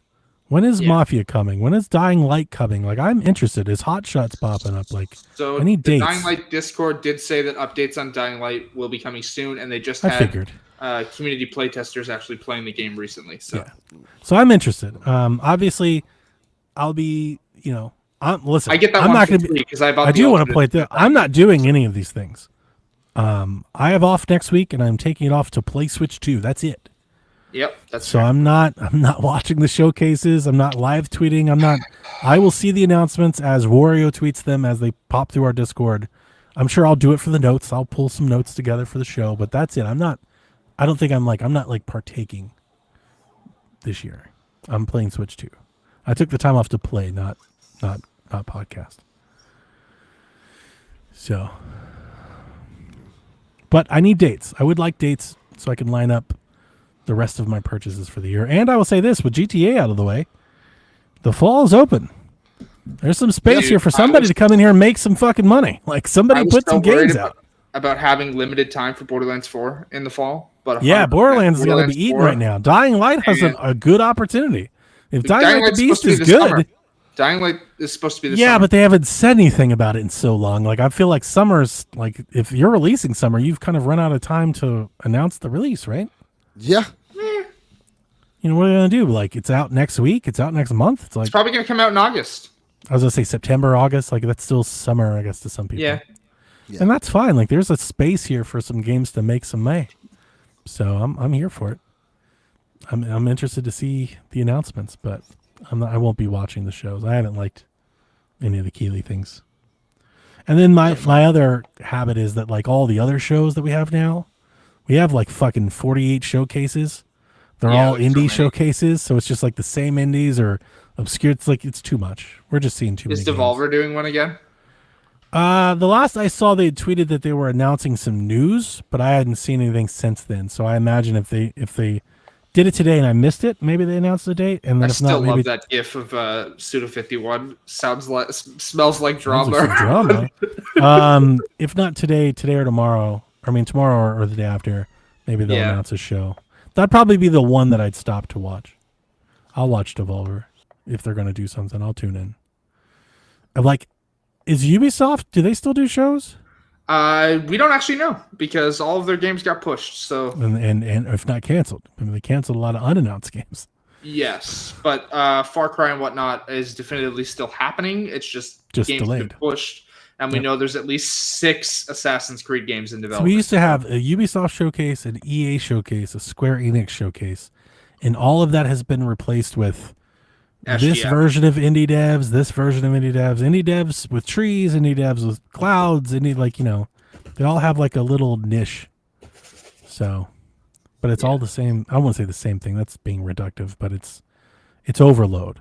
If you're showing people 900 indie games, I don't think we're actually doing the whole idea of like those indie things was we curate and lift up. Now we're just seeing everything. You might as well just go to Steam and scroll around. You're doing the same thing. So, I missed the EA show. It was a lot of fun. Delvin got up and left again. So, Yeah. I'll take the next one. D-Live. Oh, God, this is the next one. I'm not going to pick this one because Haley wouldn't know anything. So I'll go to the next one. Robbie says, do you think we'll see a lot of Switch ports announced at Summer Games Fest? Probably. Now that Switch 2 is about to be out in the wild. Yeah, you would think. Yeah. I would agree. You got any that you're hopeful for? Hopeful for? No, mainly because again, I'm not getting a Switch 2, but if I was gonna pick and choose games, Any that you would bet, any of your favorite games that you would like to see ported to Switch? I mean, Sleeping Dogs would be good.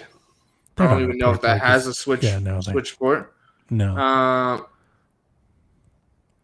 Probably would be more really. recent than that. Yeah. I don't really have anything. I'm sorry. Delvin was talking to us in the Shack last week. He was asking about Xbox games.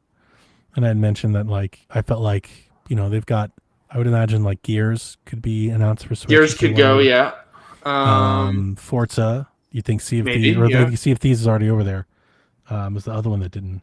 The one that I didn't think of, but I did hear about it on a YouTube show was Psychonauts. I didn't hear about it getting a Switch port, but I heard people talking about, we haven't heard anything from them in a little bit. And I was like, oh, and Psychonauts isn't on Switch. I could see that being ported. I could see the Psychonauts 2 coming over to Switch. Yeah. That wouldn't blow my mind. I would love to see. I don't know how much when it comes to ports from Xbox. I don't know how far back they're thinking. Do they have some old games they want to move over? I'm kind of wondering if we're gonna get Quantum Break pulled over to consoles because that would be cool. I know you're not the biggest fan of it, but Sure. It's one that would make sense, especially as the Remedy connected universe goes on and on. At this point, I think they would be willing to just let Remedy use that because they had to work around it in Alan Wake 2, but they still had that character there, for example. Yes, I'm operating into I don't think they'll pull from something that far back. I mean, I think they want things could that are also somewhat current. Sunset Overdrive, right? I was thinking Oblivion. I could see Oblivion Switch port being announced. That's fair, but that's going far back, right? I know they just remastered it. But Yeah, that's I was thinking far back. That's 2008. The other one I was kind of thinking about, I was kind of saving. I wanted Delvin. Oh, he's back. He just back. There you go. I was wondering, obviously they made the agreement when they bought Activision to bring Call of Duty to Switch. I don't think the new Call of Duty has been in development for Switch. Maybe that's incorrect, but I don't think it is. But I do wonder if we hear about an announcement for Switch. And I was thinking, would they do Call of Duty Modern Warfare Remastered? And maybe remastered Warfare 1 and 2? Could they announce those games for Switch? A little older, a little smaller, right? But they get a port going on over there and then kind of make a splash. Call of Duty's on Switch 2. That's something. What about Call of Duty Warzone on Switch 2? I would be off. I could see it. Just Warzone. So here's the problem is that now they package Warzone in the games. Yes. Yeah. And they just closed the mobile version. Yeah. So my thing is, I don't know. they can say, hey, the regular Call of Duty titles are coming soon, and they can have them there, like all the ones listed. But Warzone's coming this fall or something to hold you over. So only I could see it. Warzone is here right now. Yeah, I mean, it's a service. But the other game. ones are coming eventually. Not impossible. You can see it. That's where I was kind of going with the older ones, because you wouldn't have to worry about too much about multiplayer and stuff. You could just bring the campaigns over. Yeah. You know, and Just the I was campaigns thinking in Warzone. I was thinking file size. You know, like by Call of Duty standards, those are significantly smaller games. Not that they're going to put them on a cart, but even on Switch storage. Yeah, that's going to take the whole Switch. How much is, hang on. Like 235 gigabytes or something like that. Might be more. That's the new ones. Yeah. But those That's to remasters, install what the were the file Warzone. sizes on those? I don't think that one was nearly as big. Yeah, I think, but to install that app that has the games, I think it's like huge. Yeah. Oh, yeah, the Call of Duty HQ app, which is required for Warzone. Yeah, it's huge. Yeah, it's like huge. It's like 70 gigs at least. Let's see here. Still trying to find a file size. I can't. I was gonna guess. I was gonna say I thought it was like around like 40 gigs, but I can't confirm that. So I don't know. Maybe stuff like that I could see Xbox doing, perhaps. I would love to know if any of these new games that I'm interested in are having Switch 2 ports. I'm looking squarely at you, Metal Gear Solid. I would love to buy Metal Gear Solid 3 on Switch 2 instead of PC. That'd be great. I would love to see if that's a Switch 2 game. You know, I want to say I don't expect Dying Light to be, but they did get Dying Light on Switch. Yes, Yeah. they did. So like I wouldn't be surprised if they were like Dying Light the Beast is hitting Switch. Maybe it's later, right? Maybe it comes out in August, but the Switch 2 version comes out in November or something. Like To talk about the Summer's Games Fest thing, I think a lot of those things will probably be announced at Summer's Games Fest. Not necessarily like in big this, but they'll probably and it's coming to Switch too. yeah. Like PS5, icons, little Xbox, trademarks and Switch stuff on the 2. bottom. Yeah. Yeah. Mafia would be cool. I would like any of the Mafia. We have no Mafia support on Switch, so any of those would be great. The Mafia remaster for Mafia 1 was really good. So It was really good. Yeah, I've loved those things. I would love to see ports of those. I would hope, maybe a false hope, but with what we've seen from the Switch and what its capabilities are in terms of, you know, like where you kind of put it power level, I would look at all of these companies and be like, you guys have a bunch of back compat shit you should be porting. You know, that's at this point, it sounds like easy money. Maybe that's incorrect because we are porting from x86 to ARMS. Maybe it's not that easy, but it seems like it. I mean, Final Fantasy is like, yeah, we got it up. Cyberpunk's like, we got the game running up in 2 months. That seems pretty damn easy, you know, by port standards. Like, it doesn't seem like it's that hard. These companies have got games for years. Delvin, you'd mentioned on Shaq, the Tomb Raider. Those games never came over. We're talking about all these games that we've played on PlayStation 4 and Xbox and stuff for years. None of that stuff came to Switch. That's an opportunity to resell those games again. People will buy them again. Yes, they will. Just because they're on the new system. They'll buy them again. The Mass Effect trilogy, like all that stuff. You know? yeah. Delvin, you walked away, so I didn't ask this question, so I'll ask it now that you're back. D-Life says, who are your top 5 NBA players ever? They don't have to be the best, just your favorites. Okay, so Haley, favorite NBA players. Michael Jordan. That's one. okay, that's Keep good. going. Keep going. That You've got this. We believe in you. I don't remember his last name, but Ming. Yao Yao Ming. Ming. Nice. two. That's 2. Let's see if she Not a Canadian yet. I'm shocked. yes. Shaq. That's 3. You only And got 3 2 more. good picks. That is 3 picks, good actually. picks. That is 3 good picks. Whatever his name is, Kawhi. Kawhi. Leonard. Kawhi. Okay, I don't know. I love it. that's 4. You can put that next to my Wii Masters. Those are 4 great picks, honestly. I want the That's Kawhi all I know, edition. I'm I want sorry. NBA 2K Kawhi edition. You got one That's all more. I Hannah. know. I'm sorry. Pick one more. One more. Steve Nash. Dylan That's a Brooks. good one. Magic Johnson? I don't know. Ah, That's a good one. Magic. That's a great one. Yeah. Good job. That's really good That's job. a Hall of Fame class of picks. Yeah. You did it.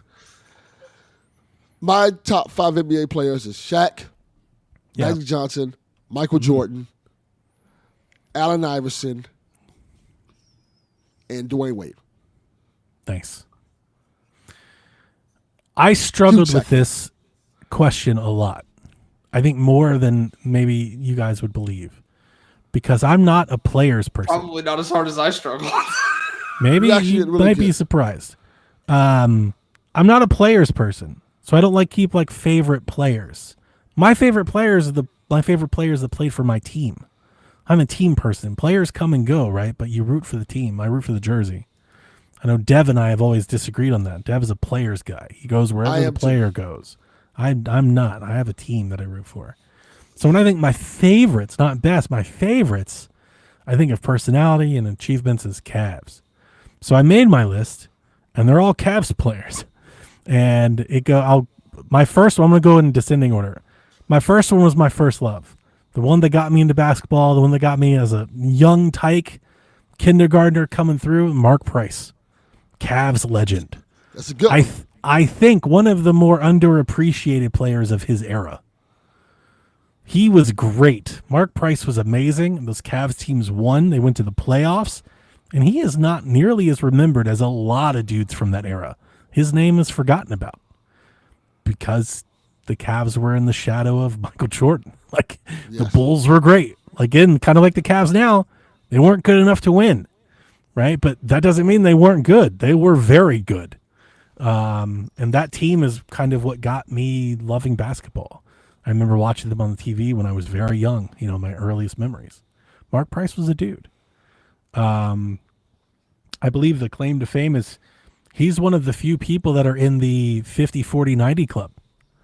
And I'm not sure if you guys know what that is, but the 50 and 40, 90 club, there's only 10 or 12 players that have ever gotten it. He's one of them. And if you ever look it up, it's an exclusive club. We're talking Bird, Durant, it's a who's who of who's great. And in that season, Mark Price is one of them. He's a bad dude. He was a very good basketball player. And as a fan of a team, he's exactly the kind of player that fans get behind. He was tough. He played hard. He was clutch. I think Mark Price would have cleaned up. Also, D-Life says Mark Price was a beast, so he gets it. He was. So, Daniel, I'd love to know if you agree with me. You look at how the game is played today and how the game has moved with spacing and three-point shooting. You see players like Steve Nash and Chris Paul and Steph Curry. Mark Price would have fucking cleaned up today. He would have absolutely cleaned up today. We're talking about a different era of basketball. We're talking about early 90s, 80s basketball when this Mark Price guy, 6'0", had to go into the paint with legit monsters. 7-foot gigantic people. The game isn't played like that anymore. It's more of a space game, and Mark Price would murder today. He would have murdered.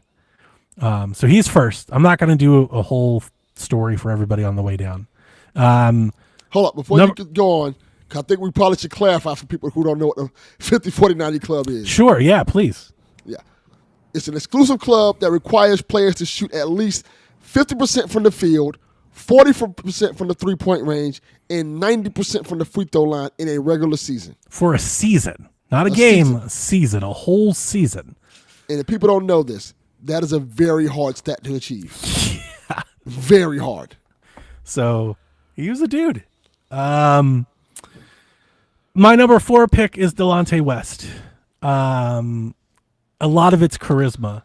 Delonte was just a really great character and a very funny player to root for. Also, he came at a time, and this is something I was talking about Jack earlier, so this is why I kind of was telling those stories about the Cavs, because it's kind of on the brain today. Jack's wanting to trade everybody, and I told him, I was like, listen, go back and watch the Cavs' first run with LeBron. That's what they did. They fired coaches and traded everybody every season trying to win, and it never got them anywhere. And one of the few players, because every time we got to the playoffs, players would miss shots. It's hard playing next to LeBron. You have a lot of pressure. And, LeBron's a great passer, but a lot of times you get that ball in your hands and it's your job to make the shot, not LeBron's. Yeah. There were very few people that could live up to that pressure. A lot of people came through Cleveland. Larry Hughes and Wally Zerbiak and Ben Wallace and Antoine Jameson and Mo Williams and stuff. A lot of dudes came through that era. Delonte was one of the few that stuck and actually made those shots. He was like a fan's favorite. Dude played crazy defense, played up, would guard bigger people, dove for the ball, but was clutch. When he needed to make a shot, when you needed a shot to be made, Delonte was a good one to take it. Third was Big Z. He was like my first draft pick. We drafted him when I was little. I'm not little, but like right when I was coming into basketball. And like Price, Big Z was underappreciated. Big Z had crazy good touch as a passer and a shooter. And in today's game, where bigs are doing that shit, he would have been awesome. But back then, bigs were only supposed to rebound and layups and dunks. So he's somewhat miscast, but Big Z was great. Also, a 14-year Cav, played his whole career there, lived there. You know, that's important. Kyrie Irving's number 2. I have a personal connection with Kyrie. I've told the story a bunch. I was there when he got drafted. I won a contest. I sat with the owner. I got to see him. Kyrie Irving is the most gifted player I've ever seen play basketball. Just sheer ability. Kyrie Irving can do things that most people can't. It's crazy. And I don't mean just make a shot. There's lots of people that can make a shot. I mean things with a basketball. I've seen Kyrie go 1-on-4 and win. Yes. There aren't a lot of dudes that can do that. The only reason why he doesn't get the credit he deserves because he was on a team with the greatest basketball player of this generation. Yeah, just pure ability.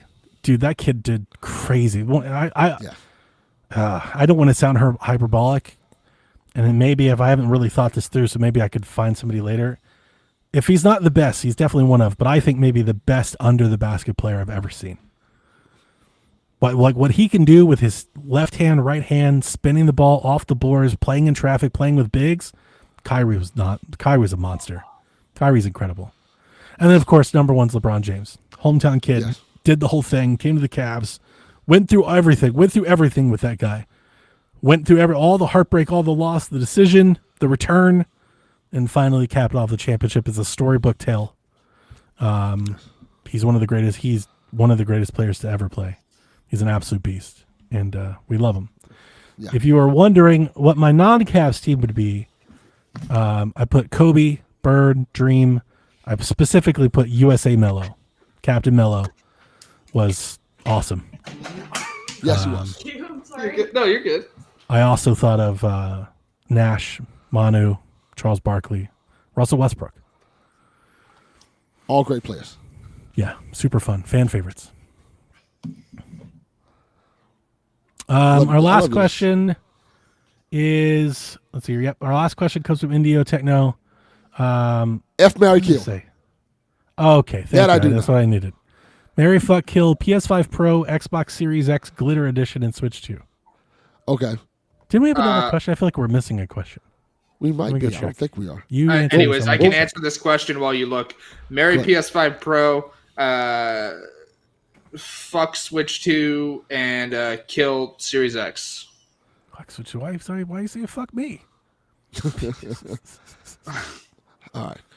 I'm going to marry the Switch 2, make passionate love to the PS5 Pro, and kill that glitter bullshit Xbox. Probably do the same. Yeah. I found the question. Okay. Danny, not DeVito, writes, foodie question for the show. I'm planning a wedding for October and I'm setting up the catering. In your opinion, what's the best kind of food for a wedding? Crowd pleasers like barbecue are good. That's a lot of people in nice clothes that would be in the Sweet Baby Ray's splash zone. Chicken wings. That's the same thing as the barbecue. No, just regular chicken, fried chicken. Not barbecue chicken, but like straight up fried chicken is really good. Like small drumettes. Sure. People seem to like those a lot. What's a drumette? It's baby drums. Yeah. They're like smaller size drums. Okay. Not the normal size ones that you get at KFC. That's a really interesting question. I don't think I've ever Sorry, thought about I kind trying of. to plan a wedding. Usually kinda wedding zoned. food is like a lot of finger food type stuff. We're being asked, what's your favorite, like he's planning a wedding. He's wondering, like, what food would you want at a wedding? Like, what do you think is a good menu for a wedding? You just say finger foods. Usually that's what I see. So Finger that's foods. exactly where my head goes. That's where what I'm I've thinking. I'm seen thinking at weddings. like little sandwiches, sliders, things you Yes. can pick up, usually eat in one bite or two, not Yes. lots of heavy things, not sauces. Because you want to dance and stuff like that. And you want to get out there. Yeah, you don't want to keep it somewhat light, but like little smokies, but like little finger foods. That's exactly what I'm thinking. Maybe a little pasta salad, maybe a little salad. Yeah, a little salad like pasta. But you pasta don't salad. want the screeching of silverware. Yes. So you don't want cutting and grinding and forks and stuff. You don't want to hear all that. Yeah. You don't want like heavy sauce things. These are expensive clothes, tuxedos, dresses. You don't want anything like that. No soups, nothing liquidy, nothing's going to spill. Yeah, you don't want anything like that. Very Want light bland, stuff. Very light. fingerific. Delectable Exactly. good things. Yeah. Fruit salad, regular salad. Yes. Rolls. Yeah. Sometimes on a rare occasion, I see they want to get fancy. They have a chocolate fondue fountain.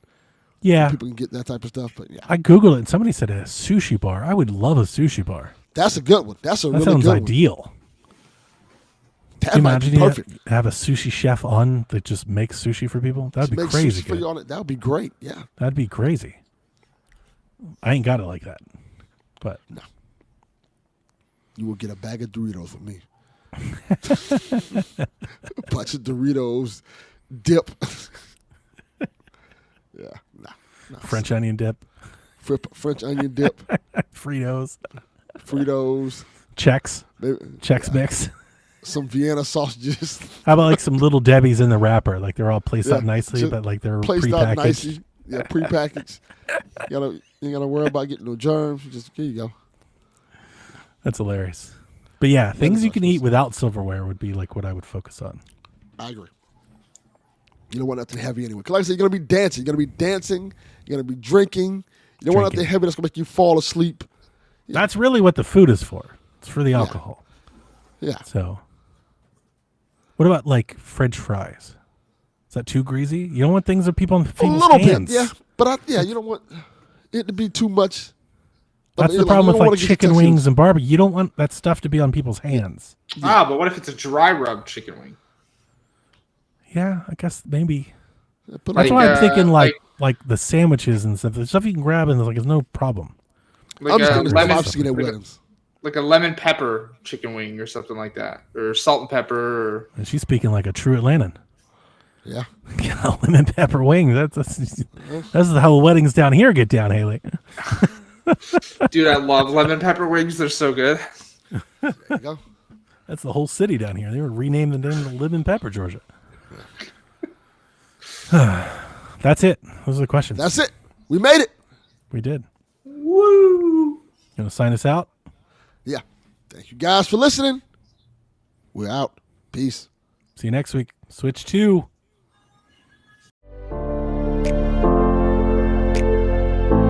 That's not even the right fucking song. No, it's not. Nobody's sleeping in the middle of the bed. The middle of the bed is only where you do the business. But when everybody's ready to sleep, it's the side of the bed that can't be beat. It's the middle of the bed where lovers meet. But when it comes time to slumber, it's the edges. Ooh, ooh, ooh, the edges.